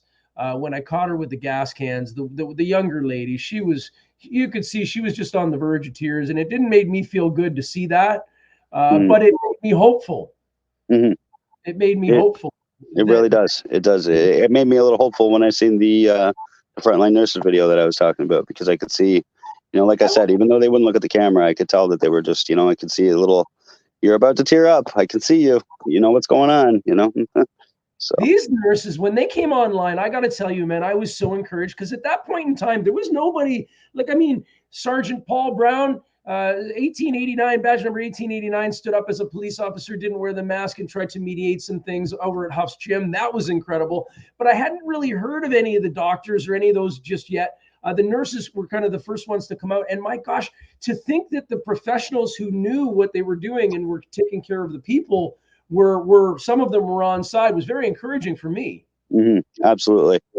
When I seen people in more prominent positions come towards the front, it was definitely a big motivator for sure, because like at first it was just kind of like some people, are we crazy? I hope we're not crazy, like, and then we get all these professionals coming out going, no, wait a minute, you're not crazy. And thank you.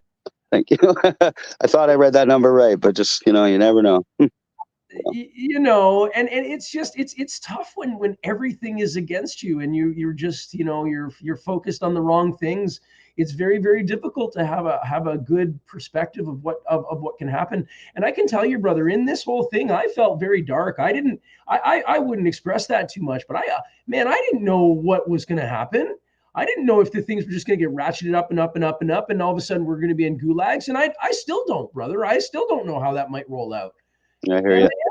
And people think they might be removed from it because it's a couple of years. Nah, dude, a couple of years is no time when you think about how much time people have spent in planning and organizing the government and all of the systems, Mm-hmm.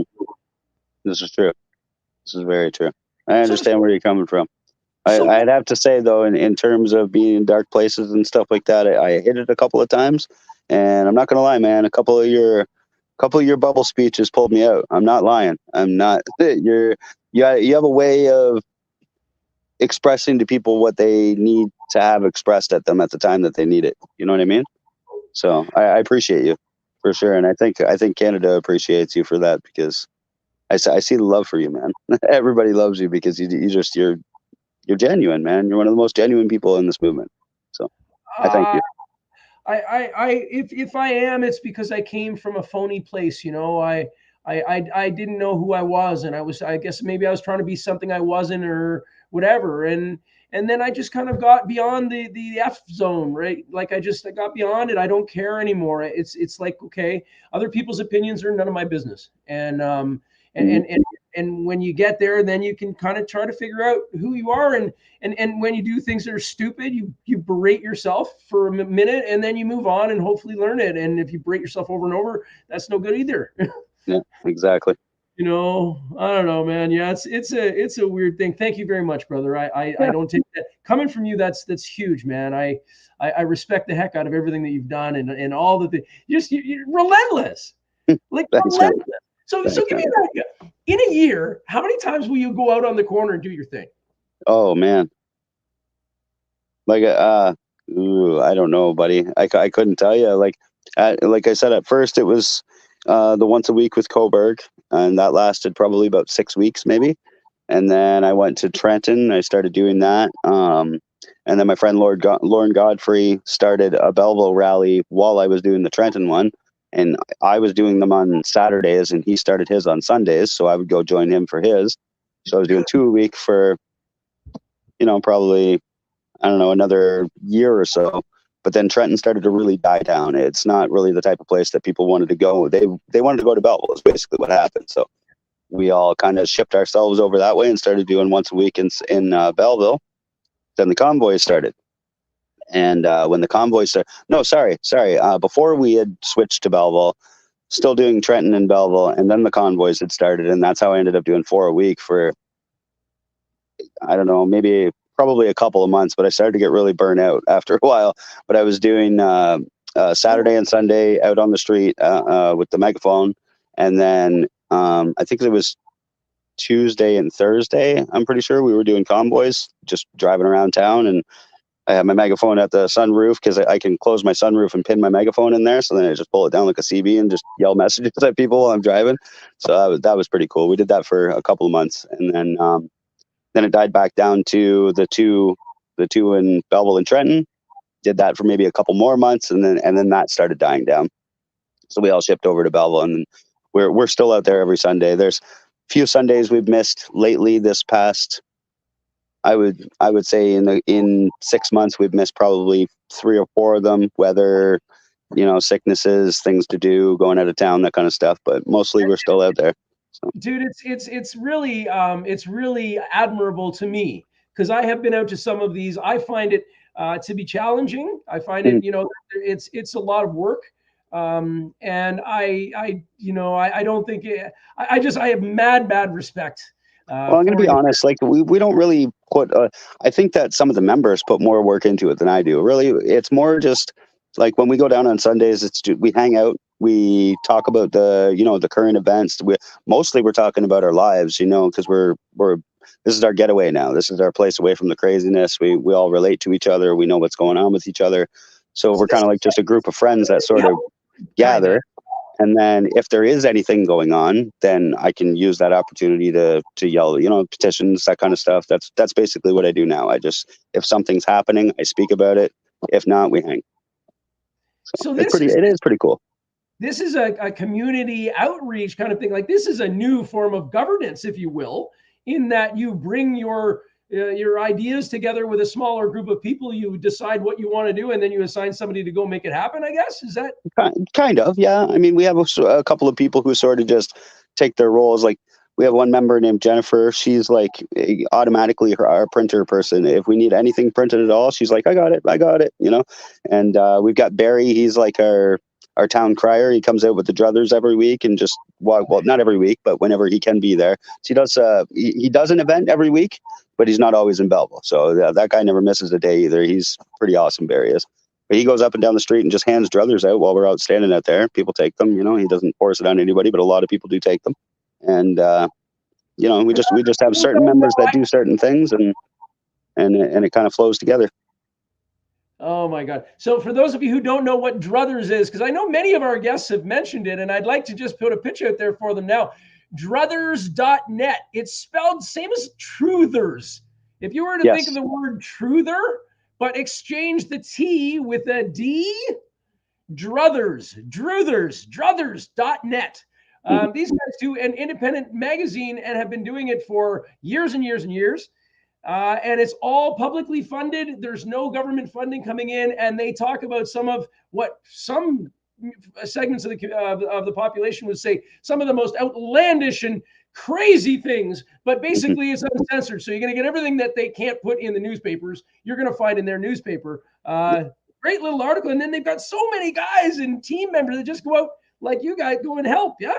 Yeah, it's pretty awesome. Barry, I'm not sure how he gets his bundles. I know he gets them through somebody, but yeah, that's his life mission, is to make sure everybody gets druthers everywhere he goes. So I love that guy. He's awesome. Barry's cool. And I also love druthers. I have to back you up on that. There's not very many even independent stations of reporting news of any kind, whether it be newspapers or video or any kind of stuff like that I will back. I'll back druthers any day. They're genuine, a genuine group of people. Yeah, man. They deserve everything they have coming to them too, for sure. Like when it comes to, I think they're going to grow. And it's going to be awesome for all of them. So good luck to others. I really hope that they get money that was absconded from them. From the Bank of Montreal, $150,000 is on hold since the trucker thing. And I was there that morning. I was going to have the scoop on being able to film him as they went around and gave the money to the truckers. And then we found out that they stopped his bank account. The reason why you guys saw it is because we just uploaded it to the YouTube channel. So, no, I did not get arrested. Millions and millions of copies of these papers. Yeah, absolutely. Yeah, they've done so much work. It's crazy. I actually watched one of the videos that he made of them just working in the. He had a camera up at the top, sort of like a top view of everything they were doing. I was like, look at these guys. There's like a factory in there. It's just working out of the house. It's awesome. Have you been over to their mansion? Have you ever? No, I haven't. I haven't had a chance to make it there. There's a lot of places that I should have made it by now and haven't. I'll admit that. It's all good, brother. It's all good. You should come out one Thursday night. So here's another pitch for druthers. On Thursday night, they have a mansion, and they open it as a kind of public house, as of sorts. As long as you know somebody, make sure you don't just arrive unannounced. But Thursday night's kind of a public night, and you should come out, man. They play music, and it's just a bunch of people who have common outlooks, and you meet the weirdest people there, man. Yeah, it's so much. That sounds exciting. I should check it out.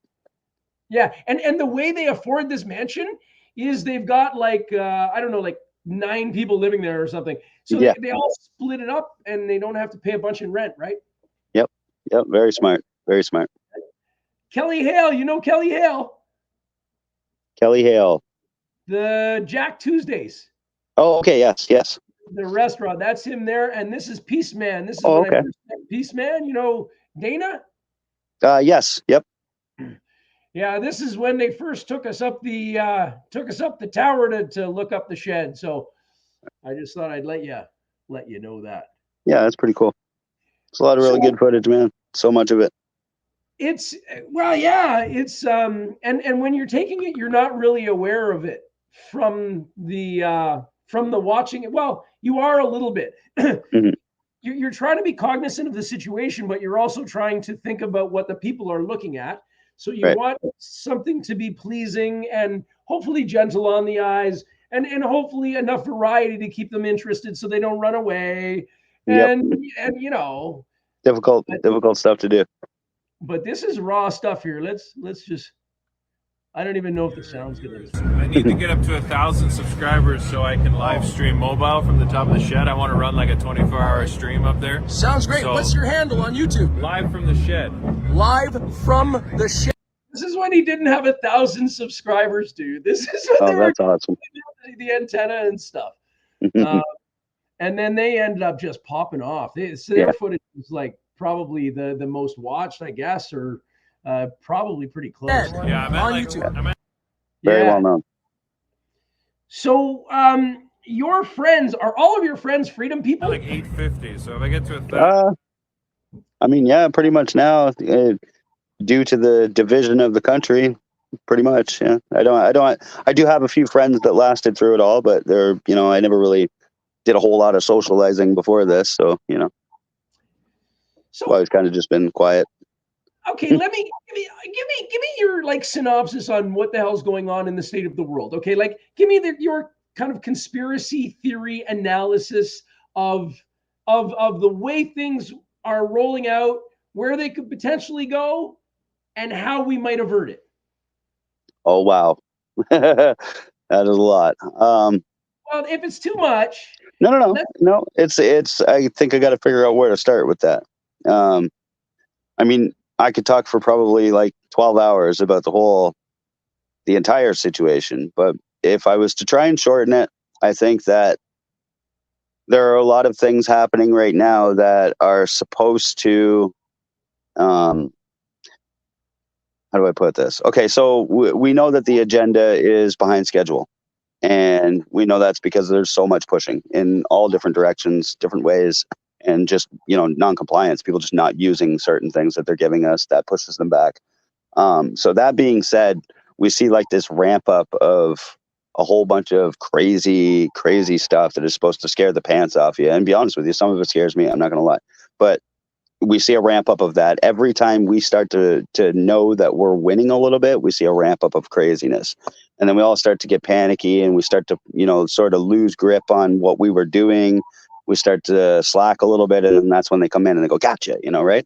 So I think that even though there are things that we need to be weary of and be mindful of and keep our eyes on, we need to really just keep our focus on what we're doing. And I don't mean like just what I'm doing. I don't mean just what one other person is doing. I mean all of it. If I was talking to you about this on the phone, I think, and I've said this a few times on different lives and with other people, I don't think that we're ever going to be able to collectively do one thing.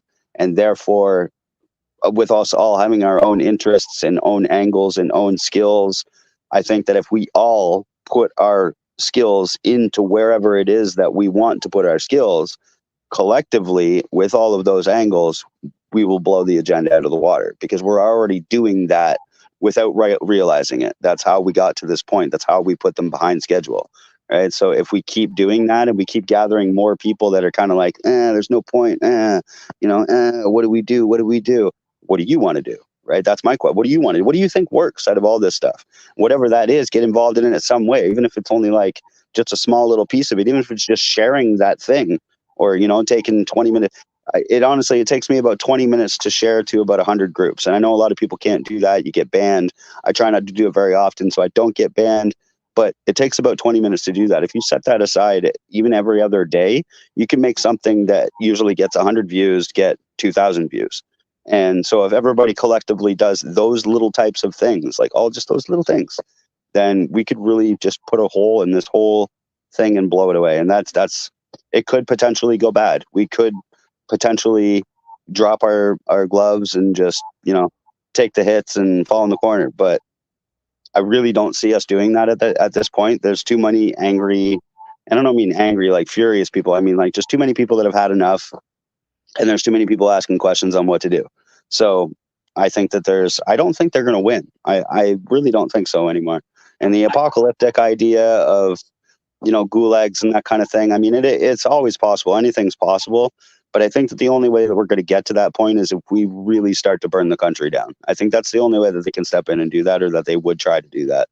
I think that as long as we keep doing what we're doing, there's nothing that they can do, because in the world stage, if you really think about it, other countries do step into things when things get like, I mean, look at, I don't want to, there's a certain situation going on right now between two countries where you would think that one of those countries would be just kind of left alone. But it's got like 7 or 8 different countries coming out and going, wait a minute, this isn't right. We're going to get involved. And there's some of those countries that are kind of some powerful countries. So that being said, if that was to happen in our country, if they just started kind of, wiping us out without us initiating something to begin with, there's no way that the rest of the world is just going to stand by and let that happen. Now, does that mean we would be saved? I don't know.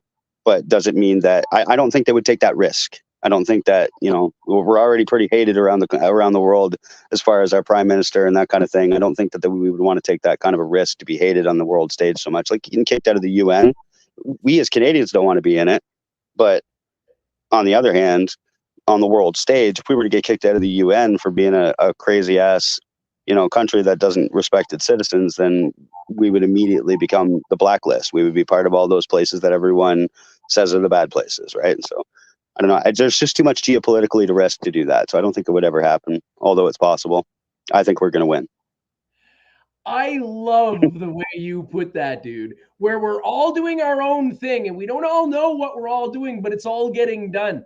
I mean, that to me, I don't know if you're a God-fearing person. Actually, that's a question I have for you. I want to know whether or not you are of a spiritual bent. Please. So that's a common question actually for people, because I'm pretty close to some really intense Christians, and I believe in God. I believe in the story of Jesus. I have some controversial thoughts about the writing of the newest version of the Bible. And that puts me in a place where a lot of Christians are kind of like, I don't know about this guy, right? But I'm not a Satanist. That's for damn sure. I love everyone, and I think that. Okay, so I do believe that there is a God. I believe that I'm a spiritual type person in some way. What way? I really don't know, because there's so much knowledge that is out there to be put together. I'm one of these types of people. I don't know. Some people say it's New Age, but I don't even think I follow that, because I take a little bit from everywhere, and I'm like, wait a minute, these guys got that. They got that part, and these other guys didn't get that part. So wait a minute, these guys got that part. So maybe we should put those together and figure this out. And it all seems to go together like this big puzzle, right? So I'm not anything in particular, but I'm not nothing. That's for damn sure. Let me tell you what you are. Yes, there is a label for it. It's called open-minded. Oh, that you could definitely, yes, I'm open-minded. I'm open-minded. Because if we did just open our minds, we start to realize that we might not know it all, but we can't. Everybody knows a little bit of something. And if we can get good at what the person knows that we can learn from, whether that's a good thing or a bad thing, it doesn't matter. There was a picture in my fireplace one night of somebody who had caused some disruption. And I pulled the picture out and I put it up on a peace sign on the wall. It's actually right up there right now. And still looking down at me, because yes, it was a painful experience, but I'm learned from it. It helped at the end. Exactly. And everything helps. Exactly. And I think that's the mind of God, if you will, working through people. We don't know what we're one of the little neurons. We're one of the little cells. We're one of the little things. We don't know, but the body of it gets the work done. And dude, you're really damn close. If you're a cell in the body, you're one of the heartbeat. Let me tell you that. And so Steve.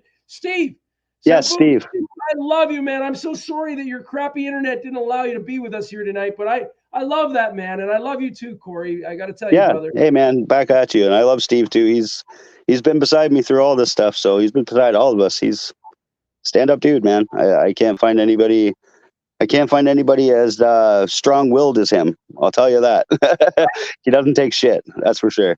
Sorry No, about the no, no. language. And he's always got a smile on his face. Like Yeah, he always comes to bring goodness. You know what I mean? Like absolutely. he wants to bring the good, and it feels great to be around people like that. It helps you keep going. You know? I don't know. But I love him for it. Yeah, brother. All right, so we're at almost at our 8 o'clock deadline. If there's anything else that we really want to deal with, I could sit here for an extended period of time picking your brain, dude. You've got a really interesting way of looking at things. And what do you see? Why is the division happen? Why does the division happen within the freedom thing? A lot of people say egos, but I'm not sure it's egos. I think it's a misunderstanding and a struggle with beliefs. If you don't see something happen or something work in front of your face, it's really hard for somebody else to just come along and say, "Hey, try this, man. It works." So, when someone has a set idea, this is what I want to do. This is how I think we should do things. This is the belief that I have we should do with this certain subject. Some people are down the middle. Some people are far on the right. Some people are far on the left. And because of those different personalities and that different approach that we all have, and on top of that, we got the powers that be working against us every day, pushing those divisive subjects on us for us, and we're so busy trying to prove each other right or wrong about each subject, no matter what it is across the board, that we're not stopping to think about, well, wait a minute, we could be working. And I know this sounds, imaginary land, but we're not working together collectively to find out which one of those truths are real. You know what I mean? Like I could use flat earth and round earth as an example. Instead of flat earthers and round earthers saying, this is the way it is and you're being fooled. And, instead of them doing that, and I've been that person, don't get me wrong, I've been that guy. But now as I get older and I see people and I get experience, I see if those two people would just simply put their intelligences together, fight the system, remove the red tape. Once we get rid of the red tape, you guys can jump in a rocket ship or do a boat trip or whatever with no holds barred. Go to Antarctica. Do whatever you got to do because we've removed the red tape that stops us from doing those things. And that's all government control. If we just get rid of the control, there will be no debate. But we're so busy debating that we can't get rid of the control. It's a vicious cycle kind of thing. Does that make any sense? Yeah, totally, man. Totally. Yeah, so that's kind of the way I see it. And that's just one subject too, like I don't mean to point that one out, but it's a common one. It comes up a lot in my circle. So, So, I mean, where do we go with it? I mean, other than governing ourselves, which you touched on, and thank you for that. I mean, I think that the whole idea of self-governance is really where it all starts and ends. It really does. But beyond that, let's talk about that. How do you self-govern? How do you get better? How do you grow? Oh man, we have to observe yourself. That's the first thing. If you don't observe yourself, you're never going to see what the heck it is you're doing wrong. And by observe yourself, I don't mean like step out of your body and look at you. I mean like look at everything around you. What are you affecting? How is that being affected? How are the people around you reacting to what you're doing? Because I have a really big problem with that, actually. I think that's probably one of my biggest, I'm always worried about what other people are looking at or thinking while I'm doing it. I could care less how they feel about it, but I'm always just wondering, what is that person thinking about this? And so that might be a little bit of paranoia, but if you have a little bit of that, you can use that to judge what you're doing as a person, in general. Not everybody is going to come out and say what you're doing is wrong, but you can get that feeling from your surroundings, no matter what those surroundings. Even with no people around, you can get that feeling if you look for it. So I think that's the first step, self-governance. I have screwed that up so bad. I have. Just being a third party to yourself a little bit. Just sit back, think about what the other person's thinking, especially in conversations. Don't you find that people just run off at whatever, and they're not really looking at whether or not the other person's actually interested? Yep, absolutely. Absolutely, it's common. I find people fascinating. I especially people who give of themselves on behalf of others in rough situations. And bringing up 5 kids, come on, dude. I mean, thanks, man. Thanks.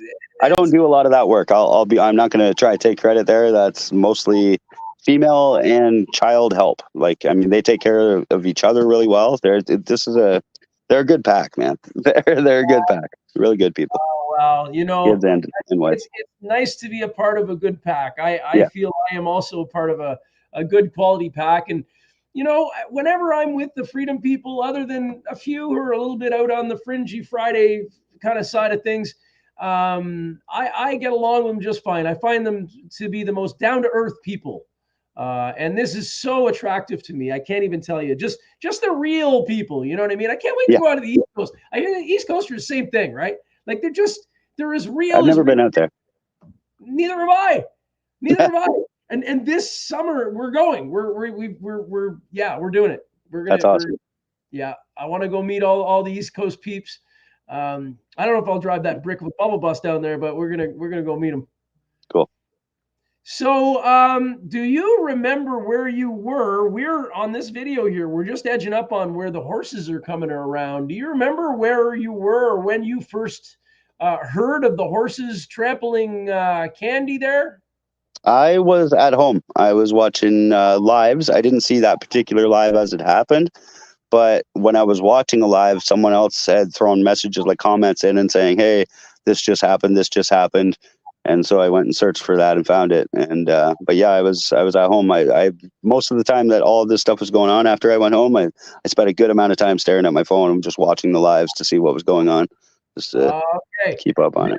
When this happened, brother, okay, so this is them getting into formation. I want to mention something here. People don't know because I haven't talked about this before, but I want to tell you that horse that slipped, you'll see the footage I've got. I glitched right at the time, but basically the guy who was right beside me pushed off the butt of the horse to push himself back, and the horse slipped. That's what happened. I watched the hoof. I saw it slipped. The horse slipped, and its butt came down, and that's what caused the collision with the humans. I got you. Whether or not that was operator error or whether that was, I don't know. I don't know about that, but I can tell you that's exactly what happened. They didn't go up on the hind legs to come down on this whole thing. It didn't have, and I sound really sympathetic to the police tonight, and I'm not sure why. I waffle back and forth. You got to take a look from both sides. I mean, I think that what most people would say is they shouldn't even have had the horses in the middle of all those people. I agree with that. Now, can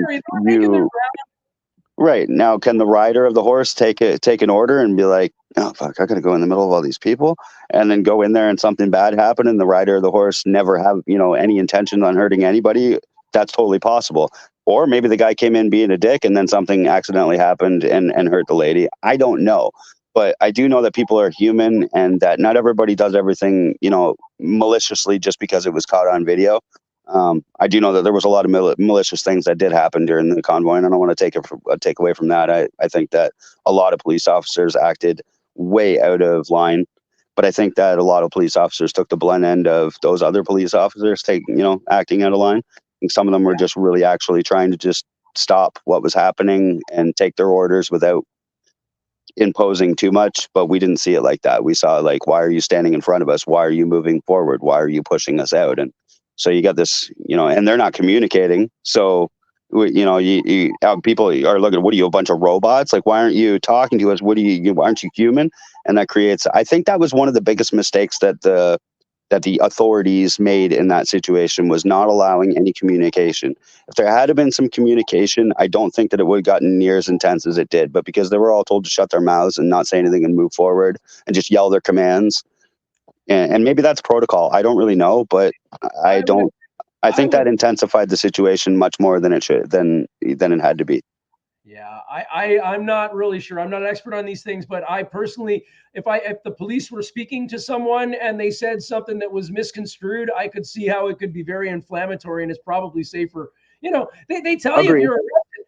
They tell you if you're arrested, anything you say will and can be used against you in a court of law. Well, they're exercising. That's what they're doing right there. They're like, this is true. I don't want this to be used against me. Don't want to inflame the other side. Hopefully. This is true. It's hard to. It's such a fine line, isn't it? Like, I mean, in reality, none of those officers should have never participated. But then in another reality, I mean, a lot of people took the jab to save their job, these guys went out and stood in the line to save their job. Like, I mean, they have families. People say, "Oh, that's no excuse. I'm just taking orders. It sounds like the gulag. It sounds like the Germans." It's like, I get you, I really do, but you got to have some kind of a compassion for humanity here before you decide to throw everybody into a fire. You know what I mean? Not everybody in that group of people that we're looking at here in those green suits, not everybody's there to cause harm to people. Some of them don't even really want to be there. They're just doing it because they have to. And then some of them do want to be there. Some of them are doing it because they're ready to beat somebody, and that's terrible. And I don't know. I just think that we need to kind of, have some more categories of human beings. Let's just not. Do you think? Let's not just have bootlickers and then the other ones. Let's have a couple of different kinds, because this is the thing I don't understand. I mean, why do we have a blue party and a red party and a purple party?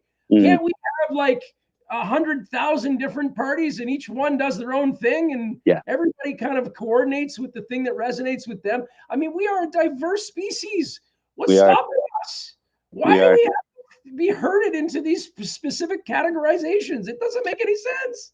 It's funny that you just used the word herd, because I was thinking to myself, and I've thought about this before.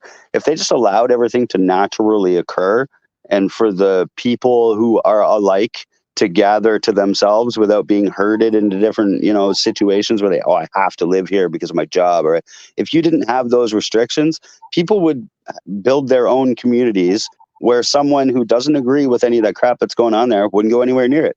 And the people who love that community would stay in it. And those communities would build themselves. Other communities would build themselves. Everybody would live in friggin' harmony and everything would be fine, right? Obviously, there's some limits to that. We can't have a community, murdering people. That's not good. But when it comes to just the style of living, we could easily just allow that to happen in different places naturally. And we don't. And that's one of our biggest problems is a governed society, I think. Yes, it's really, really interesting that some feel that they should impose their will upon our particular lives. I don't really get it. I mean, if I'm not infringing on another's life, then you should stay the hell out of mine. And I feel the same. Now, in this particular case, there was a lot of people infringing on a lot of people's lives through the convoy. The reason why everybody showed up is because everybody's lives were not only being infringed upon, their livelihoods were being lost. And their families were being torn apart and all kinds of emotional damage done through all of this. And, it's very hard to take the toll of all that. It is. It is. And you have to weigh that into the previous conversation we were just having about the police. Like I said myself, well, they were just, trying to protect their jobs. Well, a lot of people that were there to stand against them were people not against the police, but against the government, were there because they had lost their jobs. So who are the police to come out and say, well, I can't lose we lost our jobs. So I totally get it. I don't want anybody to get me wrong on that one that watches this either. I'm not sympathizing with the police. I'm not sympathizing with really anybody. I just try to kind of find the what and the why of everything that happens, right? So why did the police do this? Why did you do that? Why did we do this? It's and because that matters. Once we figure out those things, we can figure out how to do things properly in the future. I'm getting old, so I got to figure it out now. That's the thing, man. I just want to learn the lessons, but the problem is you can't learn the lessons without the pain and going through the things and screwing it up, right? Yes, and that I have done. Yeah, that I have done. I love the way the freedom movement has stumbled forward. Oh, here's the moment that they come through and trampled it. So yeah. I just want to. I haven't seen this in a long time. So did you know that this woman is from, I don't know, about 30 minutes away from me? No way, Candy. Yeah. It's pretty. Castleman camp. Okay, yeah, so she I don't know if she lives in Shannon. I don't know her that well. I want to be clear about that, but I do know that she lives in the Shannonville area. I'm like 30 minutes from there. She knows that. Actually, Barry, our druthers guy, the guy that I was talking about, he knows her. He introduced himself and spent some time with her and drives her around to events and that kind of thing sometimes. And she's a really, really, really cool lady. She's really cool. Yeah, so I was literally there, and then what? She had been trampled. I missed it, dude. I don't know. Insane. I hate to replay the thing, but it basically my phone glitched right at the time, and I wondered whether or not, I'm always paranoid in these circumstances. Is it the government glitching my stuff? You know, and I know people will say, oh yeah, that happens all the time, or no, it doesn't happen. Well, I personally had it happen to me, and I know, and I'm not going to get into the story. Doug Ford kicked me out of my dinner, and then we got confirmation after that. But I don't know whether or not it happened on purpose or not on purpose, or okay, no, this was the first time they ran through and nobody got trampled. Is that right? Well, It is. I'm not sure. I do happen to be a believer that feeds get cut sometimes, and maybe not all of them, maybe not every time, but I do believe that happens. See that?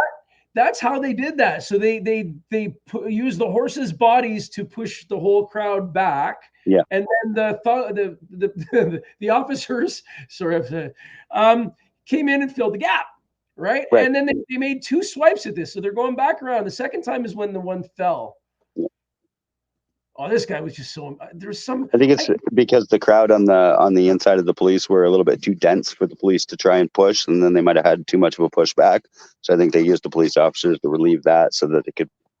Not right at all. Don't get me wrong. I'm not saying that's right. I'm just saying I think that's what they did. I think that was their tactic there.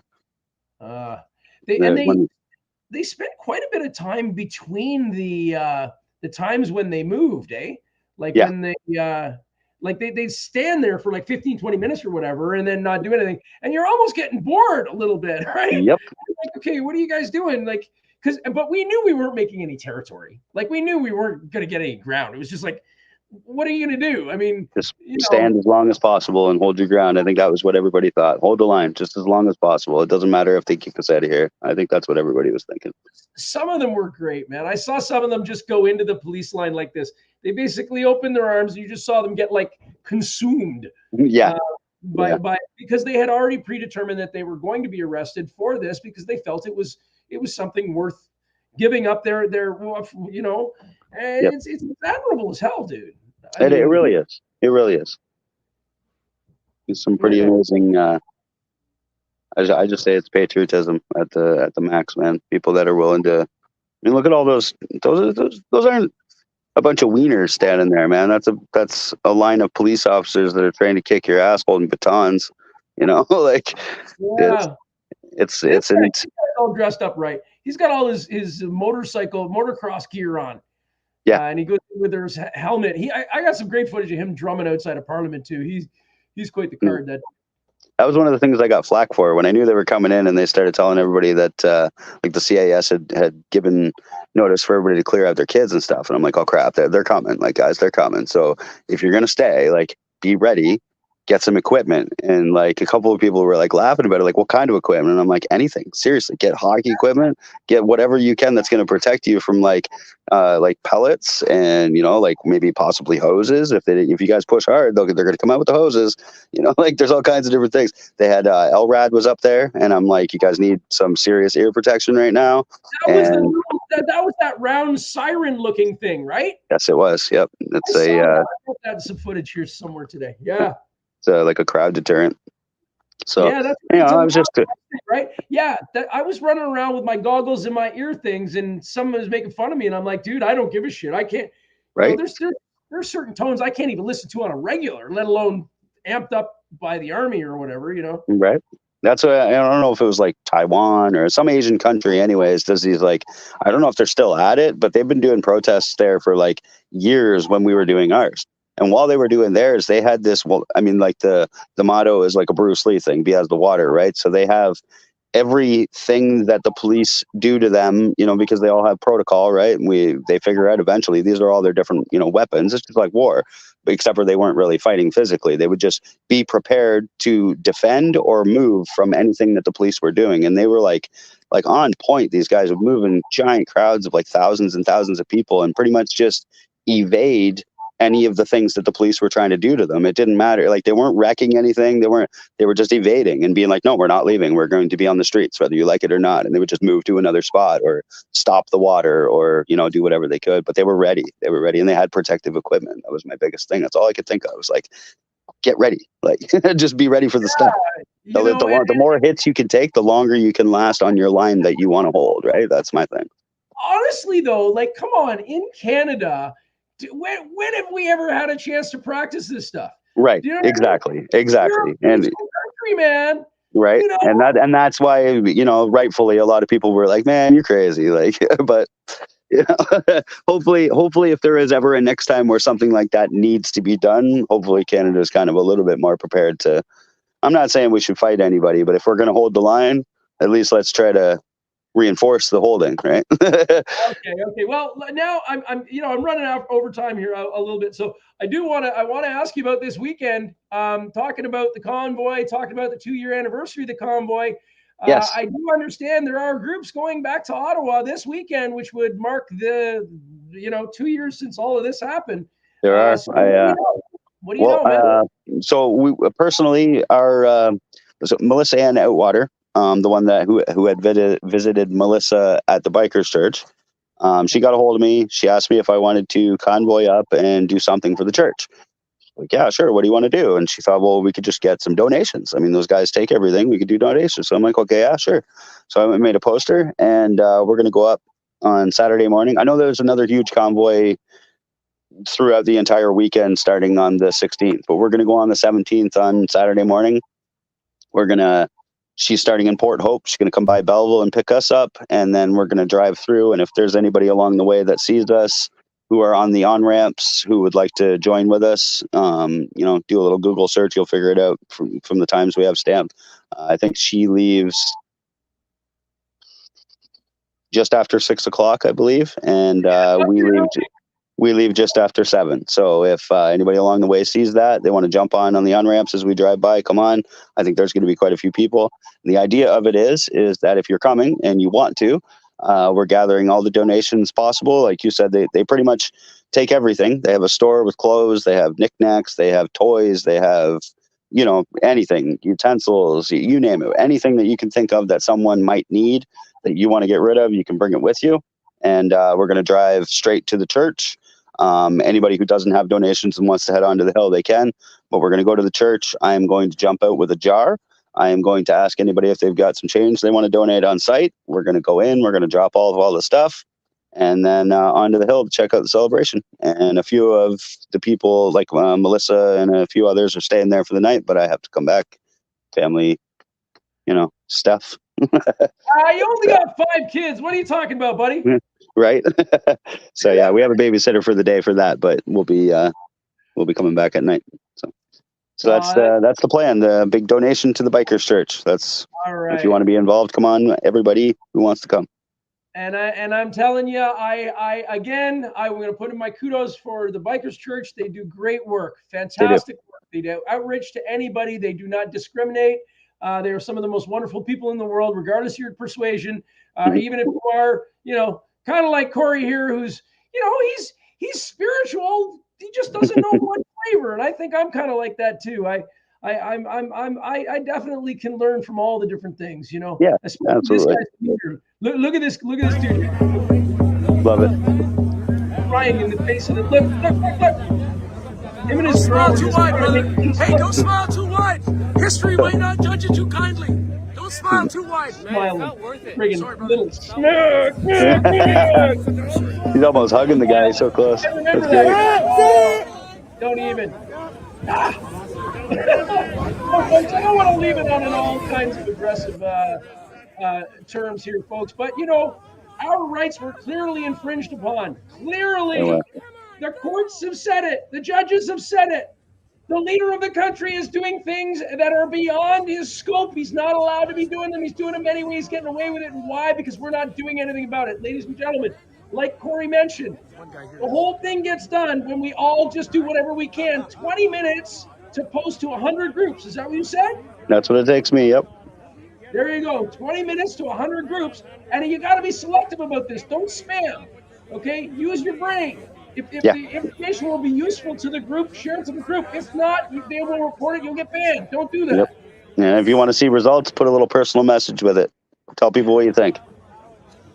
There you go. Yeah, actually give them a little bit of an opinion at the same time. That's fantastic. Honestly. Okay, well, I love you, man. Our numbers are going up. We could stay here all night. I'm sure people appreciate it. That's awesome. I really appreciate having me on, man. Thank you so much.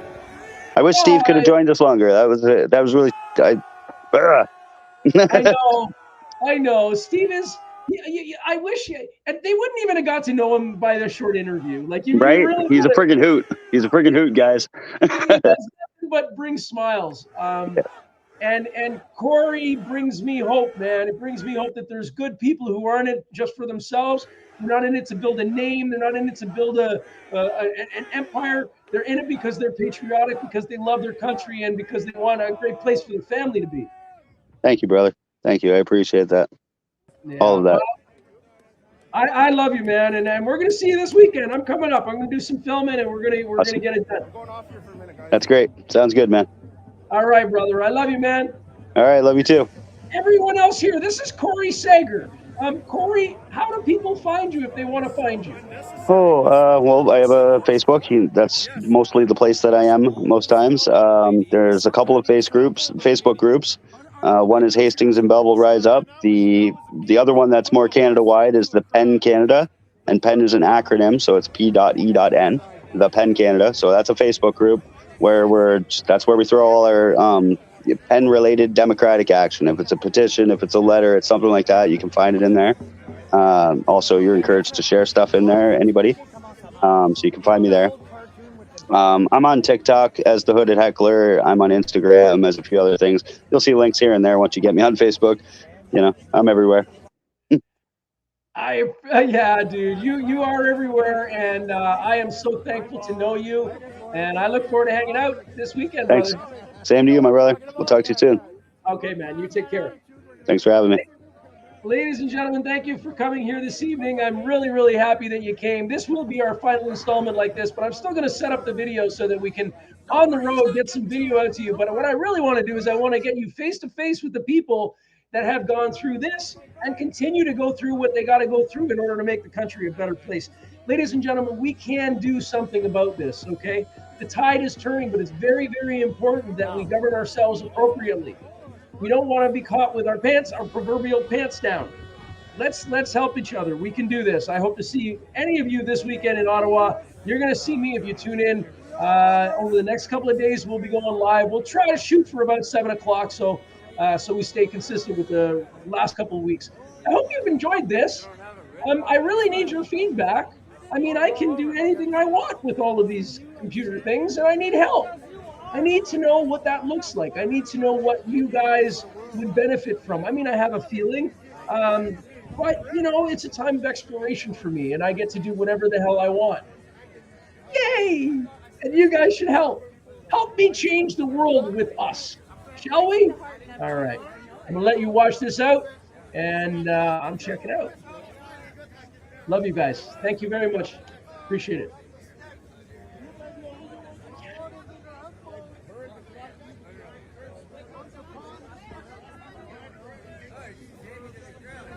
The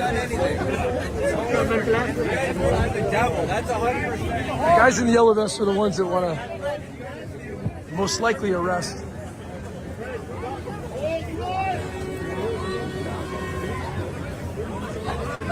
Where's the one that shoved me? You realize you guys are committing war against your own citizens right now. You're following orders that are unlawful and unconstitutional. Please, reach into your soul for my sake. Like your body? Where do you go? You're getting strong people. That's what you're doing. There's nothing wrong.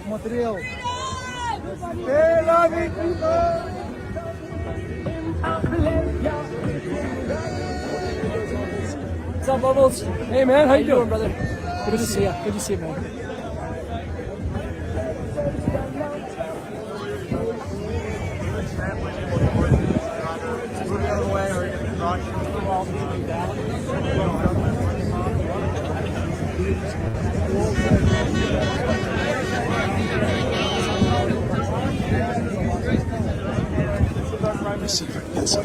Yeah, I'm good. Come on,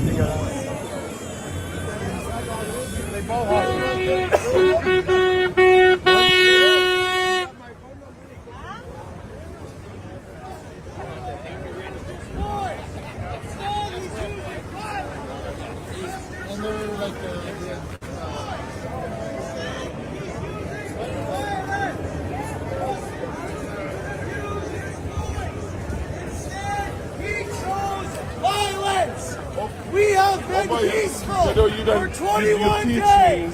On day 22, Justin Trudeau dropped the hammer on peaceful protesters. We've done nothing wrong. We've done nothing wrong. All you have to do, Justin, is talk to people. Open a dialogue. And once you try it, motherfucker.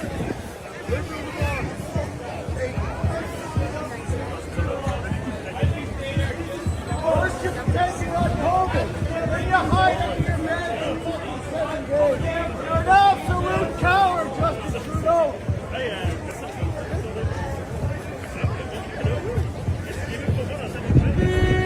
Everyone needs to remember.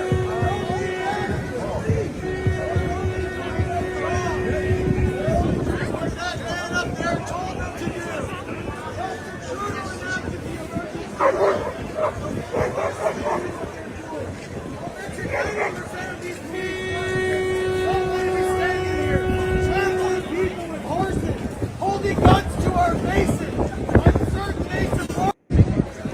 Sorry guys, Jim had to go get his coat and I'm not as good as him, even close.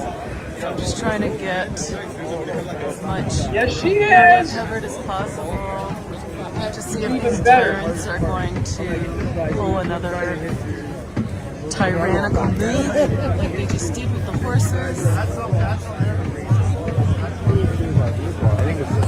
Thanks for coming, folks. My wife's voice makes me miss her. I'm going to go. Love you guys. Thanks for coming. Appreciate it. Shut it down. Shut it down. Shut it down. Trampled by the horse.